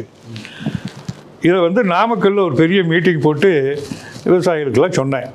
இந்த மாதிரி எல்லாம் ஒரு அனுபவத்தை ரொம்ப பெருமையாக பேசிகிட்டு இருந்தேன். ஒரு விவசாயம் எந்திரிச்சு, ஐயா எனக்கு ஒரு 2 நிமிஷம் மைக் கொடுக்க முடியுமா? நான் வரேன்னு 6000 கிலோ எடுத்துகிட்டு இருக்கிறேங்க ஐயா. நீங்கள் சொல்கிற டெக்னிக் தான், நான் தண்ணி பாய்ப்பேன், தண்ணி நிற்க வைக்க மாட்டேன், நான் நெல்லை தூவி விட்டுருவேன், எல்லாமே நான் பண்ணிகிட்டு இருக்கிறேன் ஏங்கிறான். ஏன்டா கொண்டு போய் தஞ்சாவூர்காரனுக்கு சொல்லிக் கொடுக்குறீங்கன்னா அவன் சொன்ன வச்சு கேட்குறதில்ல. சரி சரி சரி சரி. இது எப்படி இருக்குது? சரி, இது இத்தனை யூனிவர்சிட்டி இருக்குது, இத்தனை அக்ரிகல்ச்சர் டிபார்ட்மெண்ட் இருக்குது, இதெல்லாம் ஏன் கொண்டு போய் சேர்த்தலை கேள்வி கேட்கணும். அப்போது சுற்றி பார்த்தா நமக்கு ஒரு நல்லவங்க அரசாங்கத்தில் உட்கார்ந்துருந்த மக்களுடைய நன்மையை கவனிக்கிறவங்களா இருந்து நடக்குமேன்னு ஒரு ரீசர்ச்சில் ஒரு உதாரணத்துக்கு அது மாதிரி எத்தனையோ சொல்லிகிட்டே போகலாம். நெல் ஈல்டு வந்துருச்சுன்னா 5400 கிலோ வந்துருச்சுன்னா நெல்லுக்கு நீங்கள் 20 ரூபா கொடுத்தீங்கன்னா, ஒரு கிலோவுக்கு 20 ரூபா உங்களால் கொடுக்க முடியும்னா எவ்வளோ ஆச்சு? 1,20,000 ஆச்சு, 1,16,000 ஆச்சு. ஆச்சா, இப்போ அவனுக்கு 30,000 40,000 வரும். செலவுக்கு வரவுக்கு சரியா இருக்குது, இல்லைன்னா நஷ்டம் தான் வரும். கடன் வாங்கியே விவசாயம் பண்ணிட்டு இருக்கேன். இன்றைக்கி நடக்குது, அந்த ஏரியா போனீங்கன்னா இன்றைக்கி அப்படி தான் நடக்குது. இல்லை, உரங்களுடைய விலை அதிகரிச்சு அதனுடைய எல்லா செலவினங்கள் வந்து கூடி போச்சு, கூலி கூடி போச்சு, உற்பத்தியே வரமாட்டேங்குது. ஏன்னா அந்த உரம் வந்து கெமிக்கல் உரம் போடுறான். சரி, இதை அந்த நாமக்கல்காரங்கிட்ட கேட்டேன், ஏப்பா இயற்கை விவசாயமா? ஆமாங்க ஐயா, நான் மாடு கட்டி ஆடு பட்டி போட்டு அந்த காலத்தில் பண்ணுவோம், அப்படி தான் நான் பண்ணுறேங்க ஐயா, பூரா இயற்கை தான், செயற்கைக்கு போனோம்னா உற்பத்தி வராதுங்க ஐயா அப்படின்னு அவன் சொல்கிறான். நமக்கு நம்ம ஊர் சயின்டிஸ்ட் இங்கேயே இருக்கிற வேலைக்கே போக வேண்டியது. ஆனால் கொஞ்சம் பேர் சொல்கிறாங்க, ஆமாம், பூச்சி மருந்து அடித்தாதான் ஆமாம் நெல் நாற்றெல்லாம் வளரும், நல்லா செடிச்சு வரும்னு சொல்கிறாங்களே. ஸோ அதில் ரீசர்ச் பண்ணி ஆர்கானிக்காக கரும்பில் 100 டன் எடுத்துட்டோம் இங்கே இதுக்குள்ள. அது மாதிரி வாழைத்தாரெல்லாம் நீங்கள் ஆவரேஜ் 25 கிலோ எடுக்கலாம், சூப்பரான ஈல்டு வருது. தென்னை மரத்துக்கு எங்கள் மண் சரியில்லை. நீங்கள் பொள்ளாச்சிகளில் 200 காய் 250 காய் சாதாரணமாக எங்கள் டெக்னாலஜி யூஸ் பண்ணாக்க வரும். ஒவ்வொன்றையும் ஈல்டு ஜாஸ்தி பண்ணி கொடுத்துடலாம். இல்லை, வாழைத்தாறுலையுமே நீங்கள் வந்து இந்த செயற்கை உரங்கள் பயன்படுத்தாமல் பண்ணுறது தானே? ஆமாம். ஓ, உள்ளே இந்த இதுக்குள்ளே வந்து 16 வருஷம் ஆகிப்போச்சு. இந்த கேம்பஸ் 21 ஏக்கர் உள்ள 11 ஏக்கர் நாங்கள் விவசாயம் பண்ணிகிட்ருக்குறோம். கேம்பஸ்குள்ளே வந்து 16 வருஷம் யூரியா கூட உள்ளே வர்றதில்லை, எதுவுமே வராது. வேணுங்கிறது எல்லாமே நாங்களே தயார் பண்ணிக்கிறோம். இயற்கையான முறையில் எல்லாமே தயார். அந்த தயார் பண்ணுறது எப்படிங்கிறதையும் நாங்கள் மக்களுக்கு சொல்லி கொடுத்துட்ருக்குறோம். சரி.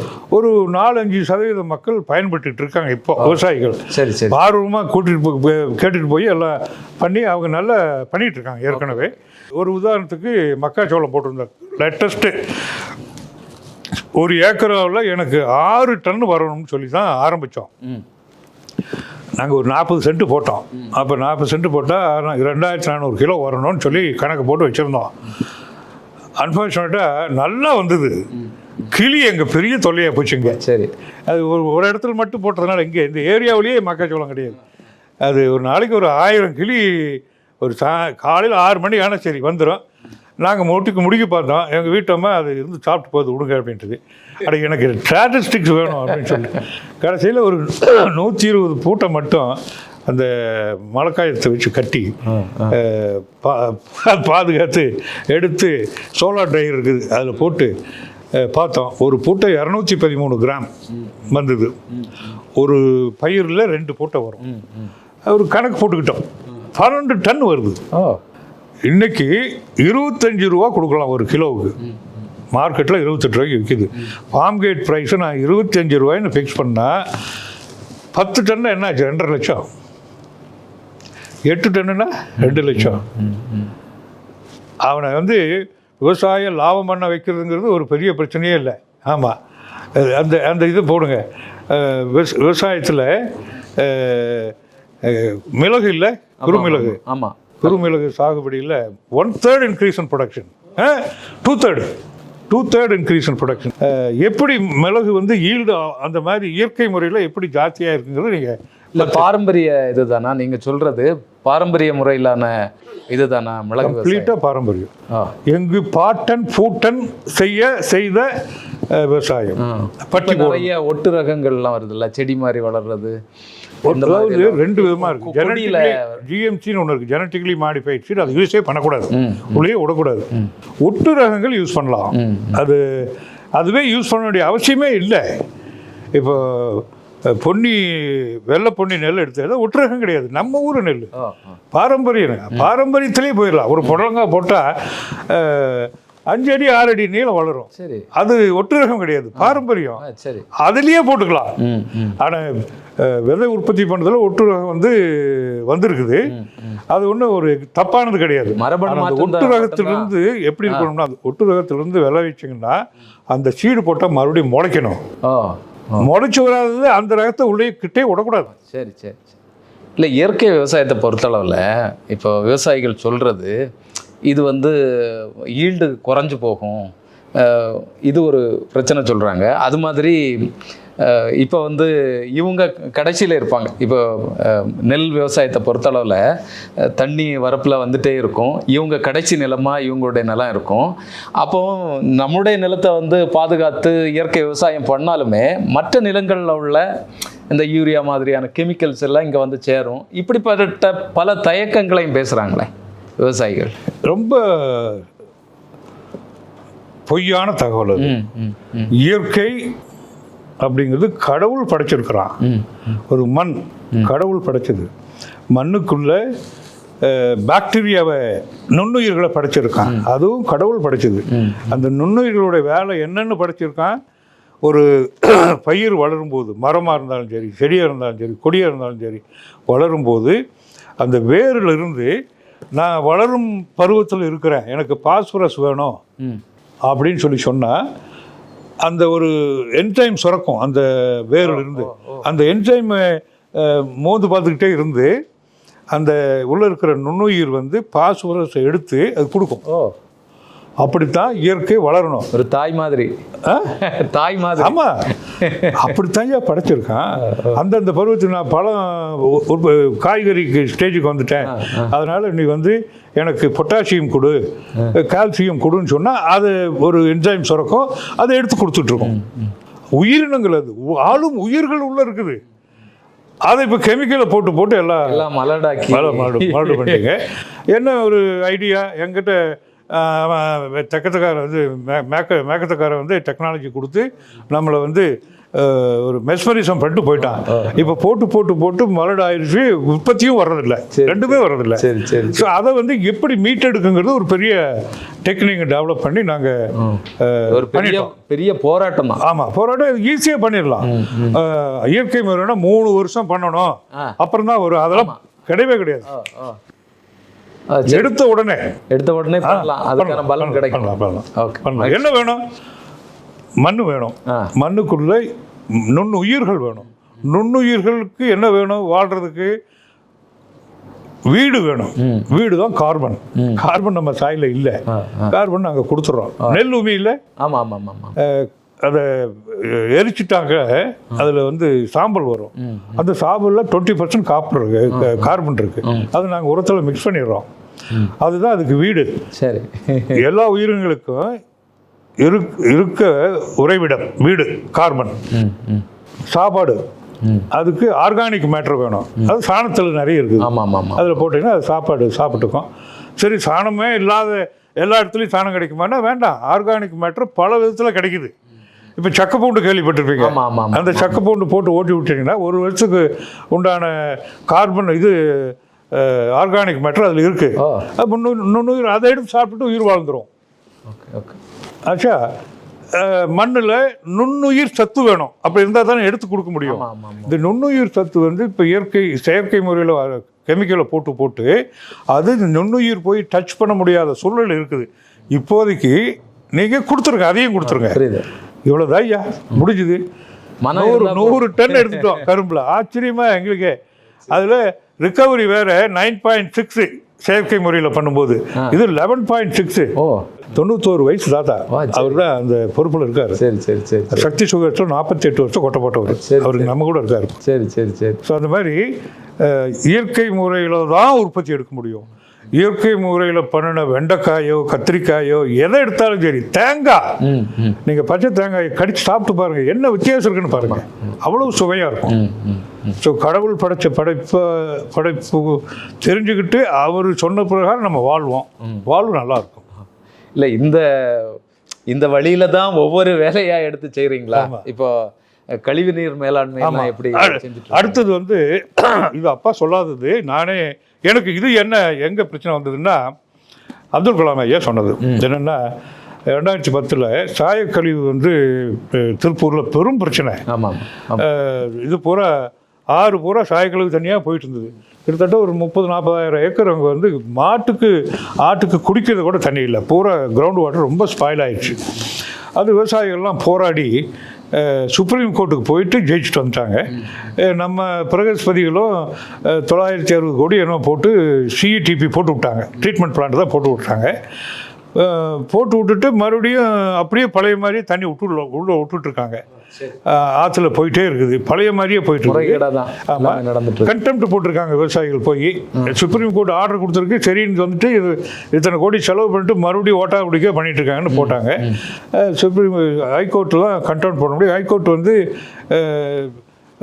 பொல்யூஷன் கண்ட்ரோல் போர்டுக்காரங்க எக்ஸ்பர்ட்ஸ் வந்து இது மாதிரி 0 டிஸ்சார்ஜ் தான் பண்ணுறாங்க, 747 யூனிட்டும் 0 டிஸ்சார்ஜ் தான் பண்ணுறாங்கன்னு கையெழுத்து போட்டு கொடுத்துட்டாங்க. என்ன நடந்திருக்குன்னு உங்களால் யோசிக்க முடியும். அது டிஸ்மிஸ்டு. இது கண்டெம்ட் பெட்டிஷன் டிஸ்மிஸ்டு.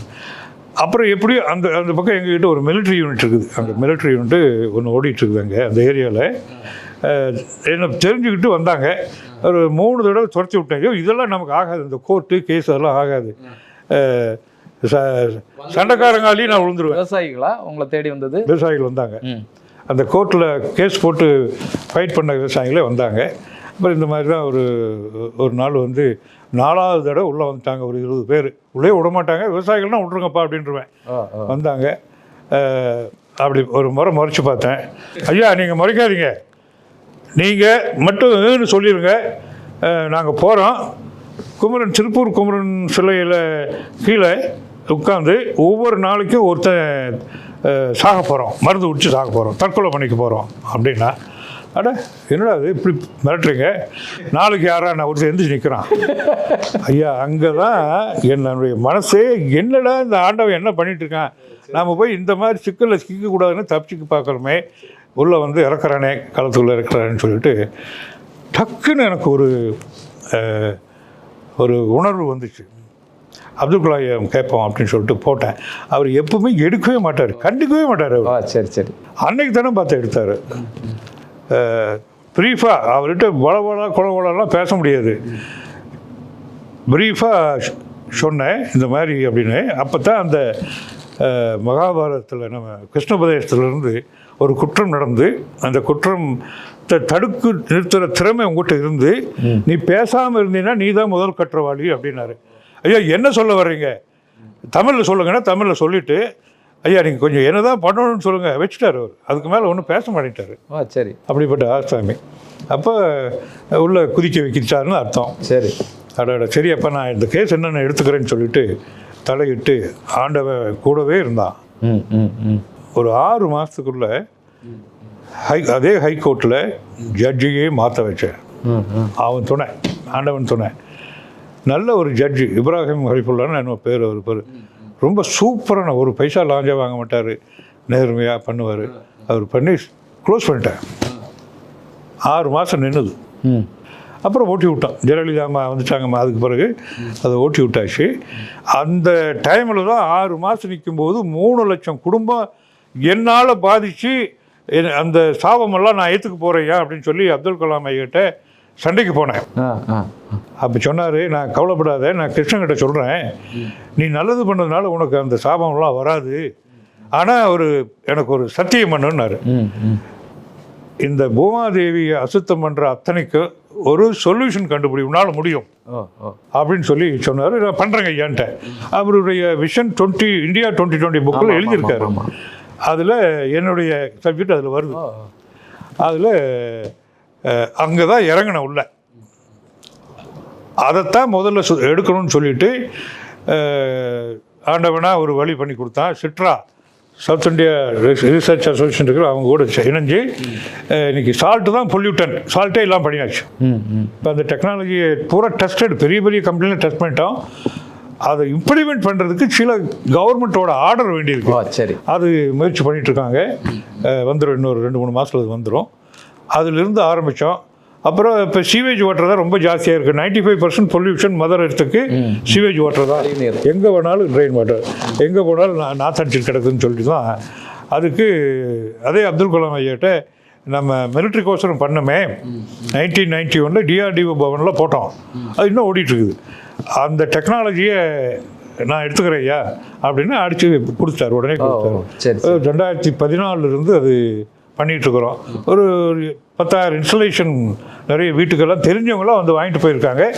எங்கள் பொழப்பு எப்படி இருக்கோம்னா, எல்லோரும் எங்களை தேடி வரணும், தேடி வந்தால் உங்களை பிடிச்சிக்குவோம். சரி, நாங்கள் போய் எங்கிட்ட இருக்குதுன்னு சொல்லிகிட்டு இருக்க மாட்டோம். ஆனால் அந்த வேலையை இப்போ நம்ம எங்கள் பிராண்ட் அம்பாசிடர் இருக்கார்ல, அவர்கிட்ட கொடுத்துருக்குறோம். சரி, அவர் கதிரவன்கிட்ட கொடுத்துருக்கோம். நீ போய் எடுத்துக்கொண்டு வாப்பா அப்படின்னு சொல்லி கொடுத்துருக்கோம். இப்போ எல்லா பொல்யூஷனுக்குமே சொல்யூஷன் இருக்குது.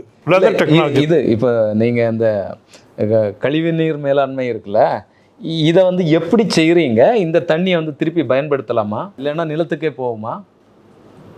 குடிக்கலாம். நீங்கள் குடிக்கிற பாட்டில்டு வாட்டர் இருக்குல்ல, அதே மாதிரி வரும், குடிக்கலாம். டெக்னாலஜி வந்து டிஆர்டிஓ அப்துல் கலாம் நானும் சேர்ந்து கண்டுபிடிச்சது தான்.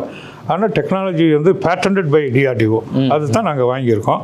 அவங்க டெக்னாலஜி. அப்புறம் CSIR, council of industrial research, பெரிய ரீசர்ச் ஆர்கனைசேஷன், எல்லாம் நம்ம லேபு தான். எல்லாம் சும்மா தூசி படித்து கிடந்தது. டெக்னாலஜி எல்லாம் தட்டி எடுத்து கொண்டு வந்து நாங்கள் இண்டஸ்ட்ரியல் பார்ட்னராக சேர்ந்து பர்ஃபெக்ட் பண்ணி தண்ணி குடிக்கலாம். அதை இப்போ குடிக்க வேண்டிய அதை இந்த மாதிரி சோர்ஸ்லேருந்து வந்தது அப்படின்னு சொன்னால் குடிக்கிறதுக்கு மக்கள் ஒரு தயங்குவாங்க. அதனால் அது வேண்டாம். மற்ற எல்லா யூஸ்க்கும், எல்லா பவருக்கு, எல்லாத்துக்கும் யூஸ் பண்ணாங்க. குளிக்கிறதுக்கு, வேற எல்லாத்துக்கும் பயன்படுத்தலாம். எல்லாத்துக்கும் யூஸ் பண்ணுங்க. இண்டஸ்ட்ரியல் பர்பஸுக்கு, கூலிங் டவர்ஸுக்கு. இல்லை தண்ணி எக்ஸஸாக இருக்குன்னா ஒரு பெரிய குளத்தை வெட்டி கொண்டு போய் தண்ணி அங்கே நிறுத்தி வச்சுருங்க. சுற்றியும் ஃபில்டர் பாயிண்ட் போட்டு தண்ணி எடுங்க, சுத்தமான தண்ணியாக வரும். நிலத்தடி நீர் பூமாதேவி எல்லாத்தையும் சுத்தம் பண்ணிடும். நிலத்தடி நீர் வந்து வாய்ப்பு. நிலத்தடி நீர் உயர்ந்துடும். இப்போ மெட்ராஸுக்குள்ள சீவேஜ் வாட்டர் தான் நிற்கிது கிரவுண்ட் வாட்டரில். இங்கே தண்ணி நல்ல தண்ணி கொண்டு போய் குளம் பூரா நப்பி வச்சிங்கன்னா சீவேஜ் வாட்டர் வெளியே போயிடும், நல்ல தண்ணி உள்ளே வந்துடும், பழைய மாதிரி வந்துடும். ஸோ அப்படிப்பட்ட டெக்னாலஜி இது. அது பல இடத்துல ஓடிட்டு இருக்குது. நீங்கள் சொன்ன இந்த கழிவுநீர் மேலாண்மை இருக்குல்ல, அதில் வந்து எந்த கழிவு நீராக இருந்தாலும் அதை வந்து சரி பண்ண முடியுமா? டெக்ஸ்டைலாக இருந்தாலும் சரி, லெதர் ட்ரேடு இருந்தாலும் சரி, சிவேஜ் வாட்டர் இருந்தாலும் சரி, நீங்கள் மெடிக்கல் மேனுஃபேக்சரிங்கில் கழிவு நீர் வருது, எதுவாக இருந்தாலும் சரி, எங்களால் மறுபடியும் அந்த தண்ணியை ரீசைக்கிள் பண்ணிக்கலாம். சரி, ZLDன்னு சொல்லுவாங்க, ஜீரோ லிக்விட் டிஸ்சார்ஜ். அந்த தண்ணியை மறுபடியும் ரீயூஸ் பண்ணிக்கிற அளவுக்கு கொடுத்துருவோம். சுத்தமான தண்ணியாகவே எல்லாமே இம்ப்ளிமெண்ட் பண்ணியாச்சு, பேச்சோடு இல்லை. டெக்னாலஜி கண்டுபிடிச்சி இம்ப்ளிமெண்ட் பண்ணியாச்சு. அங்கங்கே வேலைகள் நடந்துட்டு இருக்கு, இதுக்கான வேலைகள். இதில் நான் கேட்க வேண்டிய முக்கியமான ஒரு இது, மக்களுடைய பெருங்கனவாக இருக்கக்கூடிய ஒரு விஷயம், சென்னையில் ஓடக்கூடிய கூவம் இருக்கு இல்லையா, கூவத்தை நல்ல தண்ணியாக மாற்ற முடியுமா? சின்ன சமாச்சாரம் அது. ரொம்ப ரொம்ப சின்ன சமாச்சாரம். கூவத்துக்கு அசுத்தமான தண்ணி எங்கிருந்து வருது அப்படின்னு, அதாவது முளையிலேயே கிளியறணும் அப்படின்னு சொல்கிறோம் இல்லையா, அதுதான் நான் சொல்கிற சின்ன சமாச்சாரம். சரி, அந்த கூவத்துக்கு கான்ட்ரிபியூட் பண்ணுற மேஜர் பொல்யூட்டட் வாட்டர் எங்கேருந்து வருதுன்னா, இப்போ நம்ம அத்தாரிட்டிஸ் வந்து எஸ்டிபின்னு சிவேஜ் ட்ரீட்மெண்ட் பிளான்ட்னு போட்டு, அண்டர் கிரவுண்ட் சிவேஜ் லைன் போட்டு கொண்டு போய் அங்கங்கே ட்ரீட்மெண்ட் பிளான்ட் போட்டு ஓட்டுறாங்க. அந்த தண்ணியை மறுபடியும் கொண்டு போய் கூவத்தில் தான் விடுறாங்க. அது வந்து ரீயூஸ் பண்ணுற மாதிரி அவங்களால டெக்னாலஜி இல்லை. அவங்க கழிவு எல்லாமே கூவத்துக்கு தான் போகுது. சரி, அந்த தண்ணியை வந்து ரீயூஸ் பண்ணுற அளவுக்கு டெக்னாலஜி கிடையாது. அத்தாரிட்டி மேலே நம்ம குறை சொல்லக்கூடாது. இது வரைக்கும் அந்த டெக்னாலஜி கிடையாது. அப்படி சரி, எப்படி அமெரிக்கா டெவலப்டு கண்ட்ரிஸ்லாம் எப்படி பண்ணுறாங்க அப்படின்னா, ஒரு உதாரணத்துக்கு 600 கிலோ லிட்டர் அப்படின்னா 6 லட்சம் லிட்டர் தண்ணியை ஆற்றுல கலக்கிற அளவுக்கு சுத்தம் பண்ணி கொடுக்கணும்னா 2 மெகாவாட் பவர் வேணும். அது இங்கே அந்த மாதிரியான கெப்பாசிட்டி இல்லை. அப்போ சிவேஜ் ட்ரீட்மெண்ட் பிளான்ட்டுக்கு மட்டும் நீங்கள் ஒரு கணக்கு போட்டிங்கன்னா ஒரு 5 மெகாவாட் பவர் வேணும். அந்த அளவுக்கு இங்கே பவர் கிடையாது. ஸோ காம்ப்ரமைஸ் பண்ணி கம்மியாக போட்டு ஏதோ ஸ்லட்ஜ் இல்லாத அளவுக்கு பண்ணி ஒரு பேத்தி போட்டு போட்டு விட்டுட்டு இருக்காங்க. அது கூவாத்துக்கு வருது. அந்த கூவாத்தில் எங்கே நிற்கிது, ஒரு untreated not fully treated water தான் அங்கே. அதுதான் கிட்டத்தட்ட ஒரு 70% 80% தண்ணி. அது போக ஆத்தோரமாக குடியிருக்கிற மக்கள், ஈவன் ஹோட்டல்ஸாக கூட நான் பார்த்துருக்கேன், அவங்களுடைய சீவேஜ் வாட்டர் அன்ட்ரீட்டடாக உள்ள வருது. இது எல்லாத்தையுமே ட்ரீட் பண்ணி அனுப்பிச்சிட்டிங்கன்னா கூவம் தண்ணி சுத்தமாக நிற்க, குடிக்கலாம், போட் விடலாம், ஃபிஷ்ஷிங் பண்ணலாம். இப்போ ஒன்றுமே பண்ண முடியாது, நிற்கிது. அவ்வளோதான், ரொம்ப சின்னது.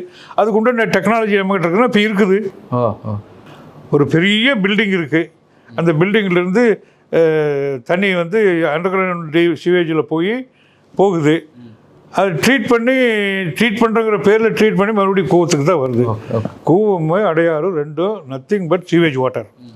சீவேஜ் வாட்டரை க்ளீன் பண்ணி கொடுக்க முடியுமான்னா, அந்த நான் சொல்கிற டெக்னாலஜி யூஸ் பண்ணோம்னா ஒரு 3 வருஷத்தில் entire city can be clean. 3 வருஷம். பெரிய இன்வெஸ்ட்மெண்ட்டெல்லாம் வேண்டி இருக்காது. இன்வெஸ்ட்மெண்ட்டே வேண்டாதபடிக்க எங்கிட்ட ப்ராஜெக்ட் கொடுங்க, இன்வெஸ்ட்மெண்ட்டே எனக்கு கவர்மெண்ட்லேருந்து ஒரு பைசா வேண்டாம், நானே ஃபண்ட் ரைஸ் பண்ணிக்கிறேன். சென்னை மேலே பிரியம் உள்ளவர்கள் எத்தனையோ பேர் இருக்காங்க, கோடிக்கணக்கில் மக்கள் இருக்காங்க. பெரிய CSR ஃபண்டிங்லாம் கிடைக்குது. இன்றைக்கி 20,000 கோடி வேணுமா, 30,000 கோடி வேணுமா, உடனே ரைஸ் பண்ண முடியும். அந்த கெப்பாசிட்டி இருக்குது. நல்லவங்க நிறைய இருக்காங்க. அரசாங்கத்தினுடைய அனுமதி மட்டும்தான் வேணும். இதை பார்க்கக்கூடிய பெரியவங்க, அரசியல்வாதிகள் இதுக்கான ஒரு முன்னெடுப்பை செஞ்சு நம்ம கூவத்தில் மறுபடியும் குளிக்கிற மாதிரியான பிரச்சனை என்ன ஐயான்னா, இன்னைக்கு 100க்கு 100% அரசியல்வாதிகள் யாருமே இப்படிப்பட்ட நலத்திட்டங்களுக்கு யோசிக்க கூட நேரம் கிடையாது. அவங்கவுங்க அன்றாட வாழ்க்கையை என்ன பண்ணணுமோ அது தான் பண்ணிட்டு போயிட்டுருக்காங்க. இப்போ என்ன கேட்டிங்கன்னா, இன்னொரு புரட்சி, இன்னொரு என்ன இண்டிபெண்டன்ஸ் நம்ம நாட்டுக்கு வேணும். நல்லவங்க ஆட்சியில் வந்து உட்கார்ந்தாங்கன்னா இந்த பிரச்சனைலாம் வரவே வராது. பண்ணிக்கலாம். டெக்னாலஜி இருக்குது, உலகத்தில் இல்லாத டெக்னாலஜி. நாங்கள் தான் ஃபர்ஸ்ட் இன் த வேர்ல்டு அப்படிப்பட்ட டெக்னாலஜி.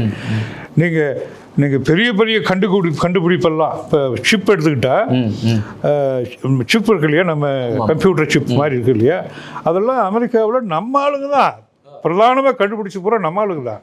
இங்கே அந்த ஃபெசிலிட்டி உருவாக்கி கொடுக்க முடியல, அதனால அங்கே போய் அதை பண்ணிட்டு இருக்கோம். டெக்ஸாஸ் இன்ஸ்ட்ருமெண்ட் எடுத்துக்கிட்டால் கிட்டத்தட்ட 70% மக்கள் நம்ம பசங்க, எல்லா கண்டுபிடிப்பும் நம்ம பசங்க. ஸோ அதில் பெரும்பான்மையாக தமிழர்கள் இருக்காங்கிறது ஒரு பெருமைக்குரிய சமாச்சாரம். இந்த கழிவுநீர் மேலாண்மை இருக்குல்ல, இதை வந்து வெளிநாடுகளில் எங்கேயாவது முயற்சி பண்ணி பார்த்துருக்கீங்களா? வெளிநாடுகளுக்கு இப்போ எனக்கு என்கொயரி வர்றது அளவே இல்லை. இப்போ போகிற போக்க பார்த்தா எங்கள் டெக்னாலஜியை ஒரு மொத்தமாக 6 விதமான கழிவு இருக்குது. அது 6 விதமான கழிவுக்கு வெளிநாடுகளில் பெரிய கராக்கி இருக்குது. இப்போ என்னால் அதை தனிப்பட்ட ஒரு மனிதனாக கொண்டு போக முடியுமா? அது ஏதாவது பெரிய கம்பெனியாக போட்டு ஃப்ளோட் பண்ணி ஜெனரல் எலக்ட்ரிக் மாதிரி ஆளுங்கிட்ட கொடுத்துடலாமா? அதெல்லாம் யோசனை பண்ணிகிட்ருக்குறோம். ஓகே. இப்போ ஒரு கிட்டத்தட்ட சிலதெல்லாம் 10 வருஷமாக ஓடிட்டுருக்கு, சிலதெல்லாம் 6 வருஷமாக ஓடிட்டுருக்கு. டெக்னாலஜியை பர்ஃபெக்ஷன் பண்ணிட்டோம். இப்போ உலகம் பூரா கொண்டு போகிறது தான் எங்கள் ஐடியா. ஃபஸ்ட்டு நம்ம தமிழ்நாட்டில் இந்த டெக்னாலஜி இம்ப்ளிமெண்ட் பண்ண முடியுமான்னா ஒரு சாத்தியக்கூறு இமீடியட்டாக எனக்கு தெரியல. ஒருவேளை ஒரு நல்ல சூழ்நிலை அமையலாம். மக்கள் விரும்பினாங்கன்னா அரசாங்கத்தை போட வைக்கலாம், நடக்கலாம். இந்தியா பூரா நடக்கும்னா அது மோடி ஐயாவும் பல விதங்களில் ரொம்ப பிஸியாக இருக்கார். இந்த மாதிரி ஒரு இதுக்கு சீரியஸாக தாட் கொடுக்க மாட்டேங்கிறாரு. எல்லா அரசியல்வாதிகளும் கொஞ்சம் நாட்டினுடைய நலன் இது ரொம்ப முக்கியங்கிறது புரிய மாட்டேங்குது. இது என்ன முக்கியமான பாயிண்ட்னா, இன்னைக்கு கூட நான் ஆலியாரில் சொன்னேன், 2100 இதே மாதிரி பொல்யூஷன் போயிட்டு இருந்ததுன்னா 2100 எந்த ஒரு உயிரினமும் வாழ முடியாது. அசுரர்கள் தேவர்கள் 2 விதமாக பிரிக்கிறாங்க நம்ம வேதத்தில். அசுரர்கள் கை பயங்கரமாக ஓங்கி நிற்கும், தேவர்கள் தாக்கு பிடிக்க முடியாது. அப்புறம் முருகன் வரணும், சூரசம்சாரம் வரணும், அப்போ தான் மறுபடியும் நம்ம தேவர்கள்லாம் உயிர் தொலைச்சி மேலே வர முடியும். அப்படி ஒரு சூழ்நிலை உருவாகிக்கிட்டு இருக்குது. இது யாருடைய விருப்பம்? ஆண்டவனுடைய விருப்பம். அவன் இண்டிபெண்டன்ஸ் கொடுத்துட்றான், அசுரர்கள் கை ஓங்கிட்டு இருக்குது. இப்போ நம்ம மாதிரி ஆளுங்கள்லாம் ஒழிஞ்சிட்டு இருக்கிறோம். இதுதான் உண்மை, யதார்த்தமான உண்மை. பார்க்கலாம். நான் என்ன மாதிரி ஆளுங்களை படைச்சி இதை பண்ணி கண்டுபிடிக்கிறான்னு அவன் தான் படைச்சா, நான் பண்ணிட்டு இருக்கிறேன். இது மக்களுக்கு போய் சேர்றதுக்கு என்ன ஒரு வழி பண்ணுவோம். சரி. இல்லை, பொதுவாகவே சார் ஒரு பெரிய பேரிடர் வரும்போது தான் அதை பற்றி இதுலேருந்து மீளணும்னு சொல்லி ஒரு யோசனை எல்லாம் வரும். அது ஒரு பரபரப்பாக வந்து பேசிப்படும். வழக்கமாக பார்த்தீங்கன்னு சொன்னால், இப்போ சென்னையில் பெருவெள்ளம் வரும்போது இதுக்கு ஒரு முடிவில்லையாங்கிற மாதிரியாக பேசிகிட்டு இருப்பாங்க. இந்த பிளாஸ்டிக் கழிவுகள் எல்லாம் போய் அங்கங்கே அடைச்சி தண்ணி போகாத சூழ்நிலைகளில் வந்து இந்த பிளாஸ்டிக் கழிவுகளை வந்து நம்ம அகற்றணும், உலகமே வந்து பிளாஸ்டிக் குப்பைகளால் ஆயிட்டுருக்கு அப்படிங்கிற ஒரு பேச்செல்லாம் எழும். அரசாங்கமே கொஞ்ச நாளைக்கு வந்து இது தடை, முனிசிபாலிட்டிகள் எல்லாம் செக் பண்ணணும், கடைகளில் வந்து விற்கக்கூடாது, இப்படி நம்ம பார்த்துட்டு தான் இருக்கோம். அது ஒவ்வொரு சீசனுக்கும் வந்துட்டே இருக்கு. இதை வந்து ஒழிக்கிறதுக்கு ஏதாவது திட்டம் வச்சுருக்கீங்களா? 3600 கோடி செலவு பண்ணோம்னா ஒன் டைம் கேபெக்ஸ்னு பேர். கேபிட்டல் இன்வெஸ்ட்மெண்ட்டு 3600 கோடி போட்டோம்னா சிட்டியை அன்னன்னைக்கு வர்ற குப்பைகளை அன்னன்னைக்கே 24 மணி நேரத்தில் கழிவை ஜீரோ வேஸ்ட் பண்ணிடலாம், யூஸ்ஃபுல் ப்ராடக்டை மாற்றிடலாம். சரி, அது ஓடிட்டுருக்குது. ஏற்கனவே கொடுங்கையூரில் எங்கள் பிளான்ட் ஓடிட்டுருக்குது. அதுதான் ஒரு ஹார்ட். அந்த நாங்கள் சொல்கிற municipal solid waste management system, MSMSங்கிறதுல ஹார்ட்டே அதுதான். அது வந்து கொடுங்கையூரில் இப்போ 6 வருஷமாக ஓடிட்டுருக்குது. 1000 டிகிரி ப்ளஸ், டிப்பிக்கலாக 1100 டிகிரி சென்டிகிரேடில் எக்ஸ்டர்னல் ஃபியூலே எதுவுமே இல்லாமல் தானாக எரியுது. சரி. இந்த பிளாஸ்டிக்கள் எல்லாம் நீங்கள் என்ன வேணாலும் போட்டுக்கலாம், உள்ள எதை வேணாலும் போட்டுக்கலாம். டாக்ஸின் எல்லாம் வெளிவராதா? இதனுடைய நச்சு, இதெல்லாம் நச்சு காற்று, அதுதான் ரீசர்ச், அதுதான் பேட்டர்ன் பண்ணி வச்சுருக்கோம். நச்சு வெளி வர்றதுக்கு காரணம் வந்து ஒரு 100 டிகிரி, 200 டிகிரி, 300 டிகிரி, 400 டிகிரி ஒவ்வொரு நச்சும் ஒவ்வொரு டெம்பரேச்சரில் எரியும் போது ரிலீஸ் ஆகும். அது ரொம்ப டேஞ்சரஸ் அது. ஆனால் கடவுள் என்ன படைச்சு வச்சுருக்கான், 800 டிகிரிக்கு மேலே போயிடுச்சுன்னா 99% நச்சு அது வந்து பூரா கார்பன் டை ஆக்சைடாக மாறிடுது. அப்போது கார்பன் டை ஆக்சைடு நம்ம எக்ஸ்ட்ராக்ட் பண்ணி கார்பனாக எடுத்துடலாம். அதுக்கு டெக்னாலஜி பல இடத்துல இப்போ மெச்சூர் டெக்னாலஜி இருக்குது, அதை பண்ணிகிட்ருக்காங்க. அதை நாங்களும் பண்ணிகிட்ருக்குறோம். சரி. அதனால் நாங்கள் 1000 டிகிரியில் ஓட்டிகிட்டு இருக்கிறோம். அதை 1000 டிகிரியில் மெயின்டைன் பண்ணிட்டுருக்கோம். அப்படியே 6 வருஷமாக ஓடிட்டுருக்குது. ஸோ நச்சு கேஸ் வர்றதை நாங்கள் எடுத்துடுறோம். ஒரு சில கேஸ் எஸ்கேப் ஆகி வரும், அதில் ஸ்க்ரப்பிங்கில் அதையும் எடுத்துடுறோம். சரி. ஆன்லைன் மானிட்டரிங் போட்டிருக்கோம். இங்கே உட்காந்து நம்ம பார்த்துக்கலாம் என்ன நச்சு வெளியே வந்துட்டு இருக்கிறது பார்த்துக்கலாம். ஒரு நச்சு வராது, எல்லாம் லிமிட்டுக்குள்ளே இருக்கும். இதை வந்து சிலர் வந்து இப்போ பிளாஸ்டிக் கழிவுகள்லேருந்து பெட்ரோல் தயாரிக்கிறோம், டீசல் தயாரிக்கிறோம்லாம் சொல்கிறாங்கல்ல, இது எல்லாமே சாத்தியக்கூறு தானே? இது எல்லாமே ரியலாக நடந்துட்டு இருக்கக்கூடிய ஒரு விஷயம் தான். ஒன்றுமே, அதாவது நான் பயோடிகிரேடபிள், நான் ரீயூசபிள் அப்படின்னு நிறைய கிடக்குது. பிஸ்கட் ரேப் இருக்குன்னு வச்சுக்கோங்க, போன் அவுட் செப்பல் இருக்குன்னு வச்சுக்கோங்க. அது என்ன பண்ணுறது? அது ஒன்றுமே பண்ண முடியாது. நிறைய சமாச்சாரம் ஒன்றும் பண்ண முடியாது. அது தீயில் போட்டு எரிச்சிட வேண்டியது. தீ வந்து 800 டிகிரி மேலே எரிச்சிங்கன்னா எல்லாத்தையுமே சமச்சீர் பண்ணிடும். அதே மாதிரி தான் பூமியை பாடியை போட்டு புதைச்சிட்டிங்கன்னா ஒரு 10 வருஷத்துக்குள்ளே பூராமே காணாமல் போயிடும். எலும்புக்கு எதுவுமே இருக்காது, பூரா காணாமல் போயிடும். ஸோ இந்த பூமி 5 பஞ்சபூதங்கள் இந்த 2 பேரும் சமச்சீர் ஆக்கிடுவாங்க, நிலமாகவே மாறிப்போகுது. ஆமாம். ஸோ அந்த டெக்னாலஜி தான் நாங்கள் யூஸ் பண்ணியிருக்கோம் அதில். சரி. அதில் ரொம்ப தமாசாக சொல்லிகிட்டு இருப்பேன் பல பேர்த்துக்கு, டெக்னாலஜி எப்படி கண்டுபிடிச்சிங்க இதை அப்படின்னு சொல்லி கேட்பாங்க. எங்கள் அம்மா புகை வரக்கூடாது இல்லையா, சமையல் பண்ணுவாங்க விறகு அடுப்பில். புகை வந்துச்சுன்னா கண்ணு ஊதி விட்றா அப்படிங்கும். போய் ஊதி விட்டா அந்த புகை இது தீ பிடிச்சிச்சுன்னா புகை வராது. ஸோ நீங்கள் ஊதிக்கிட்டே இருங்க. புரியுது. அது டெக்னாலஜி. அப்புறம் அடிப்படையே அங்கேருந்து தான் கிடச்சி. இதை விட எங்கள் இது இருக்கார் இல்லையா ஆசாரி, ஆசாரி கிராமத்தில் கொழுவெல்லாம் அடிச்சு கொடுப்பாரு. அதுக்கு துருச்சி வச்சிருப்பாரு, கீழே கறியை போட்டு கீழே இருந்து துருச்சி போட்டு காற்றை ஊதுவார். அது இரும்ப மெல்ட் பண்ணிடுது. 1000 டிகிரிக்கு போகுது அந்த இது. எப்படி அந்த காற்று கீழே இருந்து ஊதுறது தான். இதுதான் டெக்னாலஜி. இதை காப்பி பண்ண நான் அவியிட்டு தான் காப்பி பண்ணேன். இது ஐடியா கொடுத்தது அவன், நீ அங்கேருந்து காப்பி பண்ணிக்கிடன்னு. சரி இதை நம்ம பேட்டர்ன் பண்ணி வச்சுருவோம், இல்லைன்னா அமெரிக்காக்காரன் பண்ணுற மாதிரி நம்ம ஊர் மஞ்சளுக்கு பேட்டர்ன் பண்ணி வச்சுருக்காங்க. அவன் அந்த மாதிரி பண்ணிவிடுவோம், நாங்கள் பேட்டர்ன் பண்ணிட்டு இருக்கோம். அவன் இங்கேருந்து தான் எல்லாமே எடுக்கிறீங்க ஐயா. இந்த ரீசர்ச்னு சொல்கிறோம்ல, வி ஆர் ஒன்லி ரீஇன்வென்டிங். நம்ம முதியோர்கிட்ட அத்தனை டெக்னாலஜி இருந்திருக்கு. சரி. இங்கே ஆரியப்பட்டால சன்னுக்கும் பூமிக்கும் என்ன டிஸ்டன்ஸ்ன்னு எத்தனை ஆயிரக்கணக்கான வருஷத்துக்கு முன்னாடி எழுதி வச்சு போயிட்டான். அக்யூரேட்டாக எழுதியிருக்கான். டெக்னாலஜி இருந்திருக்கு. இதில் இந்த செப்டிக் டேங்க் விஷயம் இருக்குல்ல, பயோ செப்டிக் டேங்க், இதில் பலரும் வந்து செஞ்சிட்ருக்குறாங்க, இந்தியாவிலையும் சரி தமிழகத்தில். நீங்கள் பண்ணக்கூடிய அந்த செப்டிக் டேங்குக்கு அதுக்கும் என்ன வேறுபாடு? அது டிஆர்டிஓ பேட்டன்ட் டெக்னாலஜி. இது அனோரபிக் பாக்டீரியா உள்ளே இருக்குது. எந்த ஒரு செப்டிக் டேங்க்குள்ளேயும் அனோரபிக் பாக்டீரியா இப்போ கிடைக்குது, பாக்கெட்டில் கிடைக்குது, போட்டு விட்டுறலாம். ஆனால் போட்டு விட்டுட்டா அது சர்வே ஆகுமான்னு ஆகாது. அதுக்கு அனோரபிக் கண்டிஷனை க்ரியேட் பண்ணி கொடுக்கணும். அனோரபிக் கண்டிஷன் என்னென்னா, அரோபிக் பாக்டீரியா, அரோபிக் பாக்டீரியா காற்றுனா செத்துரும். அனோரபிக் பாக்டீரியா காற்று இருந்தால் செத்துரும். சரி, காற்றுனா அதுக்கு ஆக்சிஜன் தான் அதுக்கு அர்த்தம். ஸோ நாங்கள் டிசைன் பண்ணியிருக்கிற இவங்க டிஆர்டிஓவில் டிசைன் பண்ணியிருக்கிற டேங்க், இந்த மாதிரி செப்டிக் டேங்க்னா அதுக்குள்ளே 3 கம்பார்ட்மெண்ட்டாக பிரித்து அனோரபிக் கண்டிஷனுக்கு உள்ள காற்று உள்ளே போகாது. காற்று உள்ளே போகாமல் இருக்கணும், ஆனால் தண்ணி உள்ளே போகணும், தண்ணி வெளியே வரணும். இது எப்படி சாத்தியம்? இதுதான் அந்த க்ரக்ஸு. அதில் வந்து ஃபீக்கல் மேட்டர், நம்ம கழிவு வந்து உள்ளே போச்சுன்னா உள்ளே பாக்டீரியா உட்காந்துருக்கும், அதை சாப்பிட்டாக்க 4 பை ப்ராடக்ட் வருது. ஒன்று வந்து தண்ணி, மீதி இருக்கிற தண்ணி. ரெண்டாவது வந்து மீத்தேன் கேஸ். மீத்தேன் கேஸ் வந்து உலகத்திலேயே காற்றுல ரொம்ப லைட்டஸ்ட்டு ஆன் ஏர். அதுதான் வேகம் 10 மைல் ஸ்பீடில் ஓடும். மேலே வேகமாக மேலே ஓடிடும். ஆமாம், சில நேரம் அந்த ரொம்ப சின்ன குவான்டிட்டி தான் ப்ரொடியூஸ் ஆகும். அது ஓடிடும். அது ஒரு இப்போ நம்ம மாட்டு சாணம் போட்டால் கூட அது மீத்தேன் கேஸ் வருது. ஸோ அது ஒரு ஹார்ம்லெஸ். அது அந்த மாதிரி ஸ்மால் குவான்டிட்டி ஹார்ம்லெஸ்ஸு. ரெண்டாவது வந்து கார்பன் டை ஆக்சைடு. மூணாவது வந்து கார்பன் டை ஆக்சைடு. அந்த carbon dioxide heaviest on the earth, காற்றுலேயே. ஸோ கார்பன் டை ஆக்சைடு விட்டிங்கன்னா அங்கேயே நிற்கும், மேலே போகாது. அதுதான் டெக்னாலஜி. இந்த செப்டி டேங்க்கில் மேலே ஒரு 25% எம்டி ஸ்பேஸ் கொடுத்துருப்போம். மீதி வலிஞ்சு வர மாதிரி லெவலிங் இருக்கும், தண்ணி வெளியே வரும். அந்த ஸ்பேஸில் போய் கார்பன் டை ஆக்சைடு ஹெவியாக இருக்கிறதுனால வெளியே வராது, அங்கே போய் அடிச்சு நின்றுக்கும்.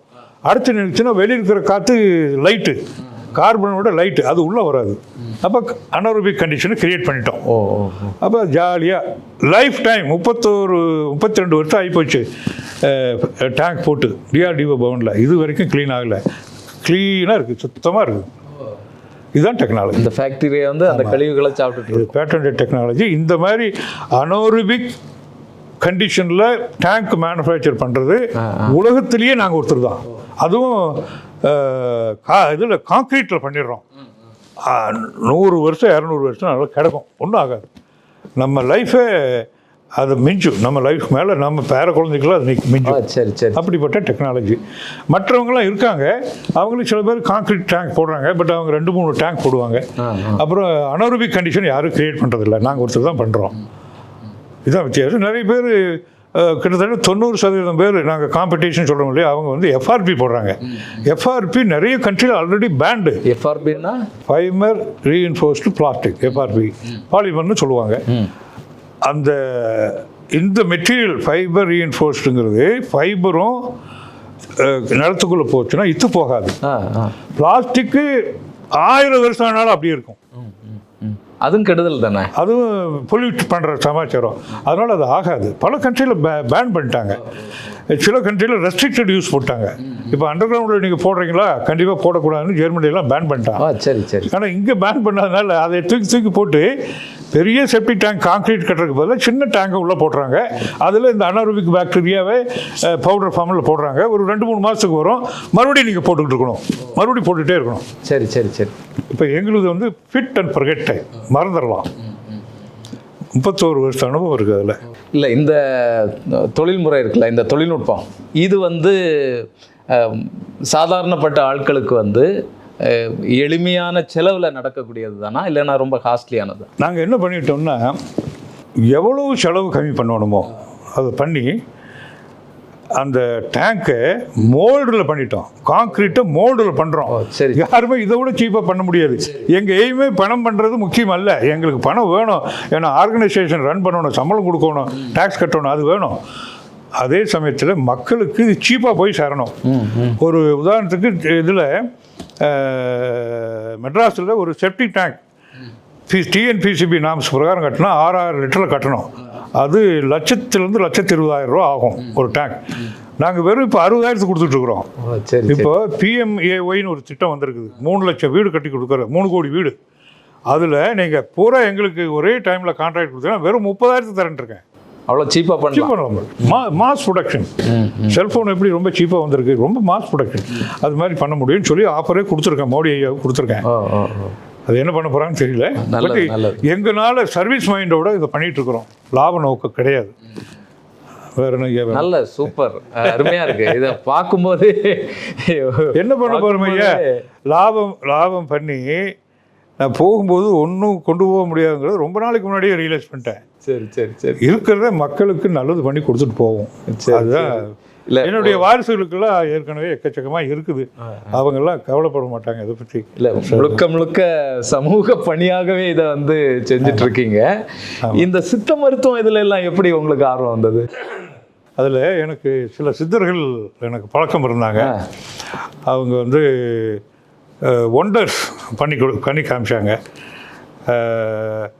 அவங்க பண்ணி காமிச்ச இதில் ஏன் இந்த மருத்துவம், சித்த மருத்துவம், அது கேன்சர் க்யூர் பண்ணுறாங்க, இந்த சளி தொழிலாம் சாதாரண சமாச்சாரம், கிட்னி பிரச்சனையை ரீகூப் பண்ணிடுறாங்க, எய்ட்ஸை க்யூர் பண்ண ஆளுங்களாம் இருக்காங்க, உங்கள் ஊர்லேயே இருக்காங்க. நமக்கு தெரிஞ்சவங்களாம் இருக்காங்க. அவங்கெல்லாம் புலிப்பாணி சித்தர் கேள்விப்பட்டிருக்கீங்களா? போகருக்கு கூட இருந்தவர். நம்ம முருகன் ஐயாவை, பழனி முருகன் ஐயாவை சிலை வடித்ததில், அந்த பாசானம் பண்ணதில் புலிப்பாணி சித்தர் தான் மெயினான ஆள். சரி. இவர் தலைவர் வந்து போகர். அந்த புலிப்பாணி சித்தர்களோட வாரிசுகள் உங்கள் ஊரில் இருக்காங்க, சென்னையில் இருக்காங்க. அவங்களாம் எனக்கு பழக்கம் இருக்குது. அவங்க வந்து எப்போ வந்தாங்கன்னா அந்த கொரோனா வாரிசுகள்னா நேரடி வாரிசுகள். ஆமாம், நேரடி வாரிசுகள். இப்போ 10-12வது தலைமுறையில் இருக்காங்க. இப்போ அவங்களுக்கு ஒரு நாளைக்கு இன்ட்ரடியூஸ் பண்ணி வைக்கிறாங்க. அவங்க வந்து ஒருத்தர் வந்து கொரோனா பீரியடில் இந்த ஏர்கிராஃப்டில் பிரச்சனை ஏர்லைன்லாம் உள்ள கொரோனா வந்துடும் சொல்லிட்டு உள்ள விடமாட்டிட்டாங்க. அமெரிக்காவுக்கு இங்கே நம்ம மக்கள்லாம் ரொம்ப அவதிப்பட்டு போயிட்டாங்க. ஐயா, நான் வந்து ஒரு இது கொடுக்குறேன், ஒரு லிக்விட் மாதிரி கொடுக்குறேன். நீங்கள் ஏர்கிராஃப்டுக்குள்ளே போன உடனே இந்த வாசனை திரவியம் மாதிரி போட்டு ஸ்ப்ரே பண்ணுவான், அந்த இது மட்டும் எனக்கு எப்படின்னு சொல்லி கொடுங்க. நான் அந்த லிக்விடை போட்டிங்கன்னா உள்ளே இருக்கிற கொரோனா பூரா செத்து போயிடும் அப்படின்னு சொல்லி சொன்னார். அப்புறம் அவருக்கு நான் எல்லா டெக்னாலஜியெல்லாம் போட்டு பண்ணி கொடுத்து டெஸ்ட் பண்ணி உள்ளே இருக்கிற கொரோனாவில் சாகிற மாதிரி பண்ணுனா ஒரு 6 மாதம் ஆயிடுச்சு இது முடிக்கிறதுக்கு. ஓரளவு கொரோனாவோட பிரச்சனையும் கம்மியாயிடுச்சு. இப்போ இங்கே கொரோனா போட்டு வச்சுருக்கேன். இதுக்குள்ளே கொரோனா வர முடியாது. சரி. ஆமாம், உள்ளே இருந்துச்சுன்னா அது கொரோனாங்கிறது ஒரு மாலிகுலர் ஸ்ட்ரக்சர். இது டிஸ்இன்டகிரேட் பண்ணி விட்டுரும். ஸோ அந்த மாதிரி அப்போ தான் அவர் ஜனாதிபதிகளுக்கெல்லாம் ட்ரீட் பண்ணது எல்லாம் காமிச்சார். அப்போ ஏன் இந்த உலகத்துக்கு கொண்டு போயிடக்கூடாது இந்த மருந்தை, இந்த டெக்னாலஜி உலகத்துக்கு கொண்டு போக முடியாது? இப்போ இருக்கிற அலோபதிக் மெடிசனில் சூப்பரான மெடிசன்லாம் வந்திருக்கு, அதில் ஒன்றும் சந்தேகமே இல்லை. ஆனால் எந்த ஒரு நோய்க்குமே நிரந்தர தீர்வு கிடையாது. அப்போதைக்கு ஹார்ட் அட்டாக் வருது, பைபாஸ் பண்ணிடுறோம், மறுபடியும் மாத்திரை சாப்பிட்டுட்டே இருக்கணும். அந்த மாத்திரை சாப்பிட்டே இருந்தால் ஒரு சைடு எஃபெக்ட்டு. இப்போ நிறைய சைடு எஃபெக்ட் இல்லாமலாம் வந்துருச்சு. இருந்தாலும் ஒரு அன்கம்ஃபர்டபுள்னஸ் இருக்கும். ஆனால் அந்த ஹார்ட் அட்டாக்கே வராத மாதிரி பண்ணிவிட்டோம்னா அது சித்த மெடிசன் இருக்கும். அதுதான் நம்ம கான்செப்ட். இந்த ஒரு பர்ஃபெக்ஷன் பண்ணி உலகத்தை கொண்டு போகணும்னா இதில் இருந்து மட்டுமே $1 trillion எக்ஸ்போர்ட் பண்ண முடியும். இமேஜின் பண்ண முடியும், $1 trillion எக்ஸ்போர்ட் பண்ண முடியும். இதெல்லாம் என்ன இருக்குது? ஹெர்ப்ஸ் தான் இருக்குது. இலை, தலை, பூ. இது யார் உற்பத்தி பண்ணுறது? விவசாயி. அந்த விவசாயிக்கு போய் சேரும்ல. அந்த இடத்துல தான் நம்ம தமிழ்நாடு, கேரளா, இந்த ஏரியாவெல்லாம் ஒரு சூப்பரான பகுதி இந்த ஹெர்ப்ஸை உற்பத்தி பண்ணுறதுக்கு. அதனால தான் போகர் மனிதர் கூட அவருடைய ஜாகையை கடைசி காலத்தில் இங்கே தான் செலவழித்தார். கம்பத்துக்கு மேலே இருக்கிற இதில் தான் செலவழித்தார்.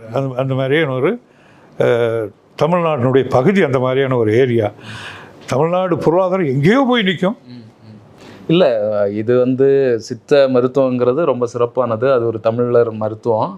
ஆனால் இதுக்கு வந்து அறிவியல் ரீதியாக முறையான ஆராய்ச்சிகள் வந்து நடக்கலை அப்படிங்கிற ஒரு குறை இருக்கு. அதனால தானே ஏற்றுக்கொள்ளாத ஒரு சூழ்நிலை இன்னைக்கும் இருந்துட்டு இருக்கு. முகலாய மன்னர்கள் ஆண்டாங்க, பிரிட்டிஷ்காரங்க வந்தாங்க, அவங்க பொருளாதாரத்தை அவங்க நாட்டில் உபயோகப்படுத்துறது இங்கெல்லாம் உபயோகப்படுத்திட்டு போயிட்டாங்க. இங்கிலீஷ்காரன் இங்கிலீஷ் மெடிசன் கொண்டு வந்து உள்ளே பூத்திட்டு போயிட்டான். அவன் இங்கே இருக்கிற டெக்னாலஜி இதை விட பெருசாக இருக்குன்னு தெரிஞ்சும் கூட இதை வளர்த்து விடாபடிக்க போயிட்டான். அப்புறம் இண்டிபெண்டன்ஸ் வந்தது. இண்டிபெண்டன்ஸ் வந்த பிறகு நம்ம பொலிட்டிக்கல் சிஸ்டம் எப்படி ஆகி போச்சுன்னா அவனுடைய லெகசின்னு சொல்லுவோம், அவன் மெத்தடை அப்படியே அடாப்ட் பண்ணிட்டு போயிட்டோம். அப்படி போயிடுச்ச ஒழிய அவங்க காலத்துலேயும் மக்கள் நன்மைக்கு என்ன பண்ணணுமோ அதை பண்ணலை. இப்போ இருக்கிற காலத்துலேயும் மக்கள் நன்மைக்கு என்ன வேணுமோ அதை என்ன பண்ணலை. ஒருத்தங்க கூட இல்லை, அதில் ஒருத்தங்க கூட இல்லை. சரி சரி, 100க்கு 100. நான் யாரையுமே குறை சொல்ல மாட்டேன், 100க்கு 100 அப்படி தான் இருக்குது. இப்போ சித்தர்கள் நிறைய பேர் அங்கங்கே இருக்கிறாங்க. போக சித்தர் இருக்காங்க, அதனால் அது உள்ளே போகல, நல்லது பண்ணிகிட்ருக்காங்க. இந்த சித்தர்னு சொன்னோடனே ஒரு சின்ன ஐதீகம் நம்ம வேதங்களில் என்ன சொல்லியிருக்குன்னா, உலகத்தை படித்த பிறகு உயிரினங்களை எப்படி உருவாக்குறதுங்கிற பொறுப்பை தான் உலகத்தை படைச்சது கணபதி தான். நம்ம உங்களுக்கு தெரியும் யாருன்னு, அவர் தான் நம்பர் 1 சீஃப். அவர் வந்து உலகத்தை காப்பாற்றுறதுக்கு மேனேஜ்மெண்ட், அந்த காலத்து மேனேஜ்மெண்ட்டில் ஆக்கல் பிரம்மா, காத்தல் விஷ்ணு, அழித்தல் நம்ம இவர் பண்ணார். அப்போ தான் பெரிய பிரச்சனை வந்தது. என்ன இப்போ இவர் முருகன் வந்து எல்லா உயிர்களையும் படிச்சுட்டார். அவர் மாபெரும் சித்தர், வேற உலகத்தில் இன்னும் மாபெரும் சித்தர், சித்தருக்கெல்லாம் சித்தர்னு சொல்லுவாங்க முருகனை. இன்றைக்கும் அப்படி தான். அவர் வந்து இத்தனையோ உயிரினங்கள் 8 கால் போச்சுன்னா இப்படி இருக்கணும், அதுக்கு ஹார்ட் இப்படி இருக்கும், கண் இப்படி இருக்கும், ரெடார் இப்படி இருக்கும் இல்லையா? ஆயிரக்கணக்கான காக்கா குருவி பறக்கும், ஒன்றுக்கு ஒன்று மோதிக்குதா? இங்கே வந்து நம்ம ரேடார் பண்ண வேண்டியிருக்குது இங்கே. அது என்ன டெக்னாலஜின்னா யாருக்கும் புரியல. அதெல்லாம் அவன் படிச்சுட்டு போயிட்டான். இந்த மேனேஜ் பண்ணுற பொறுப்பை கொடுக்கும்போது பெரும் பிரச்சனை வந்துடுச்சு. அதில் ஒன்று மட்டும் சொல்கிறேன் உங்களுக்கு. பிரம்மா போய் நீ என்ன படிச்சுட்ட சரிதான், ஆனால் சிவபெருமானையும் படிச்சிருக்கேன், அந்த ஆள் கோபக்காரனை வேற படிச்சிருக்கேன், அவன் நினச்சான்னா கொரோனா விட்டு ஒரே ஸ்ட்ரோக்கில் எல்லாத்தையும் கொண்டுடுவேன், அப்புறம் நான் உட்காந்து படிச்சுட்டு இருக்கோன்னு எனக்கு தொழில் வேண்டாங்கிறான். புரியுதா? இது வந்து வேதத்தில் இருக்கிற உண்மையான சம்பவம். அப்போ வந்து ஒரு பெரியவர் என்ன சொல்கிறாரு, நீ பிரச்சனையை கொண்டு வராதடா, சொல்யூஷனை சேர்த்து கொண்டு வாடா அப்படின்னு சொல்லுவார். அப்துல் கலாம் அதான் சொல்லுவார். இப்போ மோடி அப்படி தான் சொல்லுவார். பிரச்சனையை மட்டும் கொண்டு வராது, அதுக்கு உண்டான தீர்வு என்னன்னு கொண்டு வா அப்படிம்பார் அப்படின்னு சொல்லியிருக்கார். அப்போ தான் என்ன சொல்கிறாரு, ஓகே நான் வந்து சித்தர்களை படைக்கிறேன். யார்? முருகப்பெருமான் ஒரு மாபெரும் சித்தர், உயிரினங்களையே படைக்கிறவர். அப்படிப்பட்ட சித்தர்கள் மனித ரூபத்தில் நான் படைக்கிறேன். அவங்க வந்து இப்படிப்பட்ட கொரோனா மாதிரி பெரிய எபிக் சென்டர் வந்துச்சுன்னா காப்பாற்றுறதுக்கு சித்தர்கள் இருப்பாங்க. அவங்ககிட்ட போனால் மருந்து கொடுத்தா பொழைச்சிக்கலாம். அந்த நல்லவனுக்கு மட்டும்தான் இந்த ஆக்சஸ் கிடைக்கும் அப்படின்னு சொல்லி சொல்கிறாரு. அப்படியே வரம் கொடுத்துட்றாரு கணபதி ஐயா, அப்படியே வரம் கொடுத்துறாரு. அப்படிப்பட்ட பிரம்மாவோட பிரதிநிதிகள் தான் சித்தர்கள். அவங்கெல்லாம் சித்தர்களுடைய வாழ்வை பார்த்தீங்கன்னா ரொம்ப சிம்பிளாக இருக்கும். ஆனால் இன்னைக்கு சித்தர்கள் வந்து போலீஸ் சித்தர்கள் நிறைய இருக்காங்க, நான் பார்த்துட்டு தான் இருக்கிறேன். அவங்கக்கிட்ட எல்லாத்துக்கும் மருந்து இருக்குது. வருமுன் காப்போன்னு தான் மெயினாக கான்சன்ட்ரேட் பண்ணுவாங்க. இப்போ இன்னைக்கு இந்த லீவர் சம்மந்தப்பட்ட நோயே சித்தர் கூட காலையில் பேசிகிட்டு இருந்தேன். ஒரு 40 வயசுக்கு மேலே போயிடுச்சுனாவே வருஷத்துக்கு ஒரு தடவை பிளட்டை டெஸ்ட் பண்ணிங்கன்னா லீவரோட டெஸ்ட் இருக்குது. அது இப்போ பிளட்டு கொடுத்தீங்கன்னா லீவரோட ஃபங்க்ஷன் டெஸ்ட் வந்துடும். அதில் இந்த பேராமீட்டர்லாம் வேரி ஆச்சுன்னா நான் ஒரு டீ கொடுக்குறேன், அந்த டீ குடிச்சு வந்தீங்கன்னா ஒரே மாதத்தில் நல்லா போயிடும். மறுபடியும் டெஸ்ட் பண்ணிக்கோங்க. சரி சரி. இப்படி சிம்பிள் டெக்னிக். இப்போ ஒரு கல், யூரினல் ஸ்டோனில் ஒரு கல் இருக்குது. அந்த கல் உடைக்கிறது எனக்கே 3 தடவை வந்து, ஒரு தடவை பேஸ்கெட்டிங் பண்ணி பெனிசோலியா டியூப் விட்டு வெளியே எடுத்தாங்க யூகேயில். இன்னொரு தடவை கல் உடைக்கிற மிஷின் மாதிரி இங்கே அல்ட்ராசானிக் போட்டு 2 தடவை, அது மாதிரி 2 தடவை ஆச்சு. அப்புறம் வேற ஒரு பிரச்சனை இருந்து அதை சரி பண்ணிட்டேன் நானே. அடிப்படையில் போய் நான் சரி பண்ணிட்டேன். இங்கே இப்போ சித்தர்கள் சொன்னதில்லை, எங்கள் வீட்டில் கொண்டு வந்து ரணகல்லின்னு ஒரு மரம், ஒரு செடி, அந்த செடியை வச்சு வளர்த்துட்டு போனார். இந்த மாதிரி வந்துச்சுன்னா நீங்கள் சாப்பிட்டுங்க என்ன. இது எனக்கு வரவே இல்லை. அதுக்கு பிறகு இந்த இவங்க அம்மாவுக்கு 2 இலையை பறித்து கொண்டு போய் 2 தடவை கொடுத்துருக்காரு. கல்லெல்லாம் வெளியே வந்துருச்சு, வெறும் இலை. இன்னைக்கு வரைக்கும் அலோபதிகளும் மெடிசன் கிடையாது. ஒன்றா ஒரு லெப்ராஸ்கோபிக் மெத்தடில் பிரித்து தான் எடுக்கணும் ஒழிய அந்த கல்லை வெளியே கொண்டு வரதுக்கு மெடிசன் கிடையாது. நீங்கள் எங்கே வேணாலும் செக் பண்ணிக்கங்க. இது சித்த வைத்தியம். இது ஏன் உலகம் பூரா கொண்டு போகக்கூடாது? நிச்சயமா. அப்புறம் கல்லே உருவாகாமல் பண்ணுறதுக்கு அது சில உணவு முறை ரொம்பவே மாறி போச்சு. நீங்கள் ஏற்கனவே சொன்ன அந்த ஹார்ட் பிரச்சனையாக இருந்தாலும் எனக்கு ஒரு கல்லில் 10 மாங்காய் உழுவணும். இந்த சித்த வைத்தியத்தை கொண்டு போனோம்னா பொருளாதாரம், நாட்டினுடைய பொருளாதாரத்துக்கு, விவசாயினுடைய பொருளாதாரம், அந்த செல்வத்தை இங்கே கடவுள் ஆண்டவன் படைச்சு தமிழகத்துக்கு கொடுத்துருக்குறான். ஆமாம், யூஸ் பண்ணுங்க ஐயா. ஏகப்பட்ட விஷயங்கள் பேசுனீங்க, ரொம்ப ஆச்சரியமாக இருக்குது. எல்லாமே வந்து ஒரு சமூக மாற்றத்திற்கு, மக்களுடைய நல்வாழ்வுக்கான விஷயமாக இருக்குது. ஆனால் எல்லாத்துலேயுமே வந்து ஒரு அரசியல் மாற்றம் இருந்தால் தான் இதெல்லாம் நடக்கும் அப்படிங்கிற விஷயத்த நீங்கள் சொல்லிகிட்டே இருக்கிறீங்க. ஏன்னா மக்கள் பிரதிநிதிகள் வந்து மனசு வச்சாங்கன்னா இந்த விஷயம் எல்லாமே ரொம்ப சிம்பிளாக வந்து முடியும். அது விவசாயமாக இருந்தாலும் சரி, நீங்கள் கழிவுநீர் மேலாண்மையாக இருந்தாலும் சரி, இப்படி ஏகப்பட்ட விஷயங்கள் வந்து இருக்கு மனுஷனுடைய மக்களுடைய நல்வாழ்வுக்காக. இந்த மாற்றம் எப்படி நிகழும்னு நீங்க பார்க்குறீங்க? நீங்க எப்படி எதிர்பார்க்குறீங்க? எல்லாரும் கேட்குற கேள்வி தான். இன்றைக்கு இருக்கிற அரசியல் சூழ்நிலையில்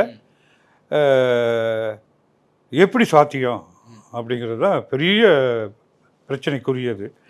இப்போ என்னுடைய வாழ்நாளில் எது முடியாது அப்படின்னு சொல்கிறாங்களோ அதை நடத்தி காட்டுறது தான் என் பொழப்பு. வாழ்க்கை பூரா அப்படியே போயிடுச்சு. பிரம்மோஸ் உலகத்திலேயே பெஸ்ட்டாக வரும்னு நினச்சா வந்தாச்சு. அதில் சின்ன பங்கு எனக்கும் இருக்குது. அதில் அது மாதிரி எல்லாமே சாத்தியம்தான். இதை பற்றி உங்கள் மாதிரி இருக்கிறவங்க நிறைய பேர் என்னை கேட்டாங்க. கேட்டப்போ நான் அதை பற்றி ஒரு ஆய்வு பண்ணினேன். பெரிய ஆய்வு இது. நம்ம யார், நம் முன்னோர்கள் யார் அப்படின்னு சொல்லி போயிட்டே இருந்தால், மனுநீதி சோழன் அப்படின்னு ஒருத்தர் இருந்தார். அப்போ யார் அவருக்கும் நம்ம திங்கிங்க்கு என்ன சம்மந்தம் இருக்குதுன்னு ஒரு ஆராய்ச்சி போட்டேன். அப்போ அகஸ்திய மாமுனி 18 சித்தர்கள் கொண்ட சபையை வச்சுருந்தார். ஒவ்வொருத்தருக்கும் ஒரு இலாக்கா இருந்தது. கெமிஸ்ட்ரி டிபார்ட்மெண்ட்டு, ஃபிசிக்ஸ் டிபார்ட்மெண்ட்டு, அதெல்லாம் உங்களுக்கே தெரியும். அந்த வச்சுருந்தார். அதில் அகஸ்திய மாமுனி டீல் பண்ணாத சப்ஜெக்டே இல்லை. 4 யுகம் வாழ்ந்ததாக நமக்கு சரித்திரம். அதில் ஒரு தடவை ஒரு மன்னன் அப்படின்னா அவனுக்கு என்ன குவாலிஃபிகேஷன் வேணும் அப்படின்னு சொல்லி எழுதுறாரு. அவன் படிக்கும்போது என்னெல்லாம் கற்றுக்கணும் அகத்தியர் எழுதுறாரு. அகத்திய முனி எழுதுறாரு. அதில் 64 கலைகள்ங்கிறத கண்டுபிடிக்கிறார். அதில் தான் 64 ஆயக்கலைகள் 64 அப்படின்னு அத்தனையும் படித்தவன் தான் மன்னன் ஆகணும்னு சொல்லி சபையில் சொல்கிறார். எல்லா சித்தர்களும் 18 சித்தர்களும் இது நடக்காத சமாச்சாரம். 18 கலைகளையும் கற்றுருந்தான்னா ஒரு பெரிய ரிஷியாகவோ சித்தராக பெரிய மாபெரும் சித்தராகத்தான் விரும்புவான், அரச வாழ்க்கைக்கு போக மாட்டான் அப்படின்னு சொல்லி அப்ஜெக்ட் பண்ணிடுறாங்க. நான் நிறுத்தி காட்டேன்டா அப்படின்னு சொல்லிட்டு தான் அப்போ சோழ மன்னன், அவன் தான் ஆதிகால சோழன்.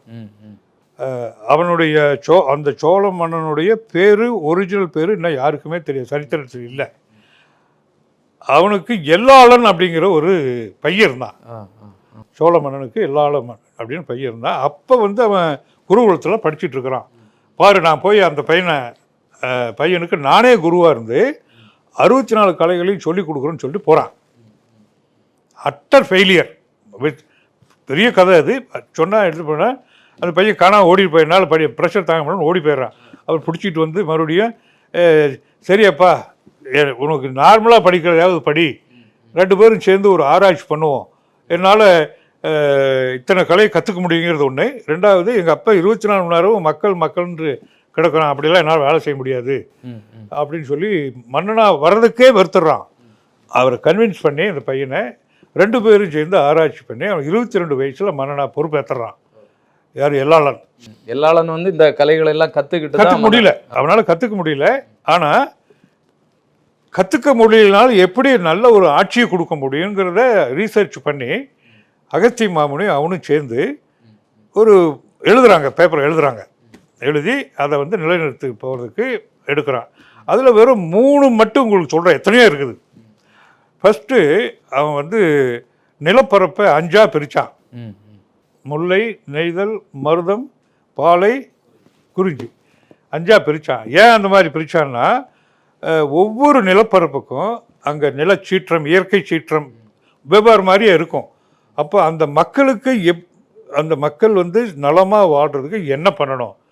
ஒரு வறண்ட பிரதேசமாக இருந்தால் குடிக்கிறதுக்கே தண்ணி இருக்காது, தண்ணிக்கு என்ன பண்ணணும் அப்படின்னு சொல்லிட்டு அந்த 5 நிலப்பரப்புக்கும் இப்போ இருக்கிற கலெக்டர் மாதிரி குறுநில மன்னர்களை போட்டாங்க. அவனுக்கு அளவில்லாத பவர், என்ன வேணாலும் பண்ணிக்கலாம், ஆனால் மக்கள்கிட்ட ஒரு குறையும் வரக்கூடாது. இதுதான் கண்டிஷன் போட்டு கொடுத்துறாரு. 2வது உங்களுக்கு சொல்ல வேண்டியது, இவர் என்ன பண்ணார் அகஸ்திய மாமுனி, 64 கலையும் ஒருத்தம் படிக்க முடியாது, ஆனால் 64 பேரை வைக்க முடியுமில்ல, ஒவ்வொருத்தரும் ஒரு கலையில் தேர்ந்தவன் இருப்பான்ல, அதை அரசு அவையில் போடும்னா. சரி 64 பேர் அரசு அவையில் இருப்பாங்க, ஒவ்வொருத்தரும் ஒரு கலையில் வித்தையில் பெரியவங்களாக இருப்பாங்க. அது அதுக்கு பேர் தான் சபை, அரசு சபை. அந்த சபைக்கு நாயகராகவே அகஸ்தி மாமுனி இருந்திருக்காரு 6 வருஷம். சபாநாயகர்னு பேர் அவருக்கு பேர். அந்த சபாநாயகர் எப்படிப்பட்ட டியூட்டி அப்படின்னு சொல்லி எழுதியிருக்கார். அது எழுதுறதுக்கு ஒரு உதாரணம், நீங்கள் நம்ம நடராஜ பெருமான் கோயில் எங்கே இருக்குது? சிதம்பரமா? சிதம்பரம் போனீங்கன்னா ஃபஸ்ட் என்ட்ரன்ஸு, அடுத்த என்ட்ரன்ஸுக்கு சைடில் நீங்கள் சபாநாயகர்னே பேர் போட்டிருக்கோம். பார்த்துருக்கீங்களா? இல்லை இல்லை பார்த்தது இல்லை. நான் வேணா பிக்சர் அனுப்பிச்சுள்ள உங்கள் காமிங்க, உங்கள் வியூவர்ஸ் காமிங்க. அவர் பேரே சபாநாயகர். யார் எழுதி வச்சது? அகஸ்தி மாமுனி எழுதி வச்சது. எப்படிப்பட்ட ஆண்டவன் உள்ளே உட்காந்துருக்கான், பம்பரமாக சுற்றிக்கிட்டே இருக்கான், நடனம் ஆடிட்டே இருக்கிறான்.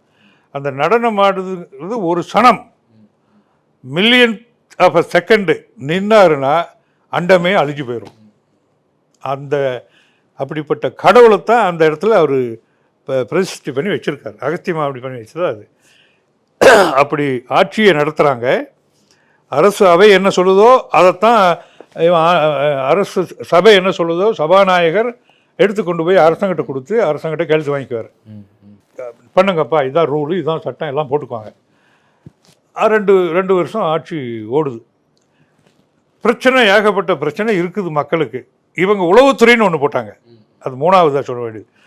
உளவுத்துறைன்னு ஒன்று போட்டாங்க. அவங்க மக்கள் மத்தியில் போய் என்ன குறை இருக்குது, இந்த குறுநில மன்னர்கள் சரியான முறையில் ஆட்சி நடத்துகிறாங்களா இல்லையாங்கன்னு தெரிஞ்சுக்கிறதுக்கோசரம் பண்ணும்போது ஒரு 2 வருஷத்துக்கு பிறகு ரொம்ப ஜாஸ்தியாக போச்சு பிரச்சனை.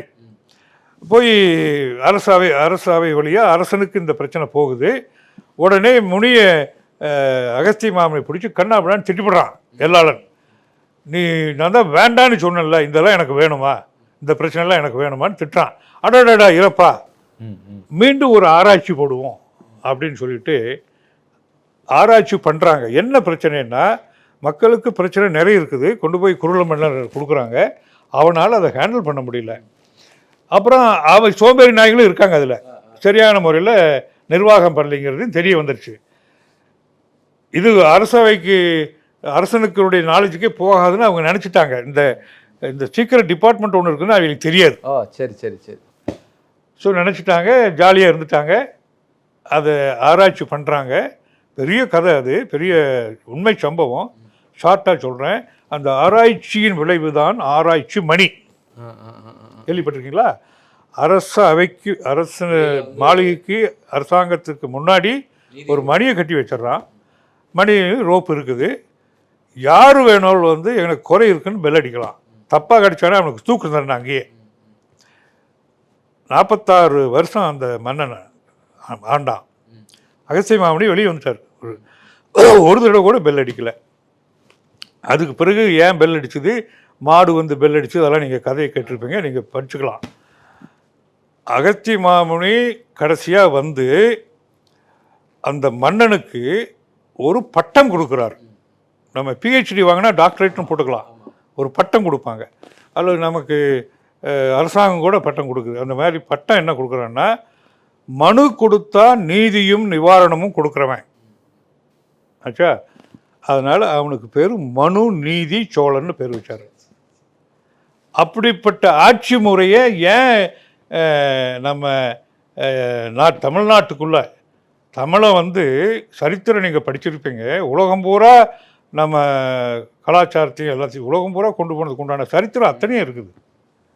ஏன் நம்ம மறுபடியும் கொண்டு போகக்கூடாது? நம்ம நாட்டுக்குள்ளே தமிழ்நாட்டுக்குள்ளே ஏன் கொண்டு வர முடியல? அரசியலுடைய அடிப்படையே மாற வேண்டியது.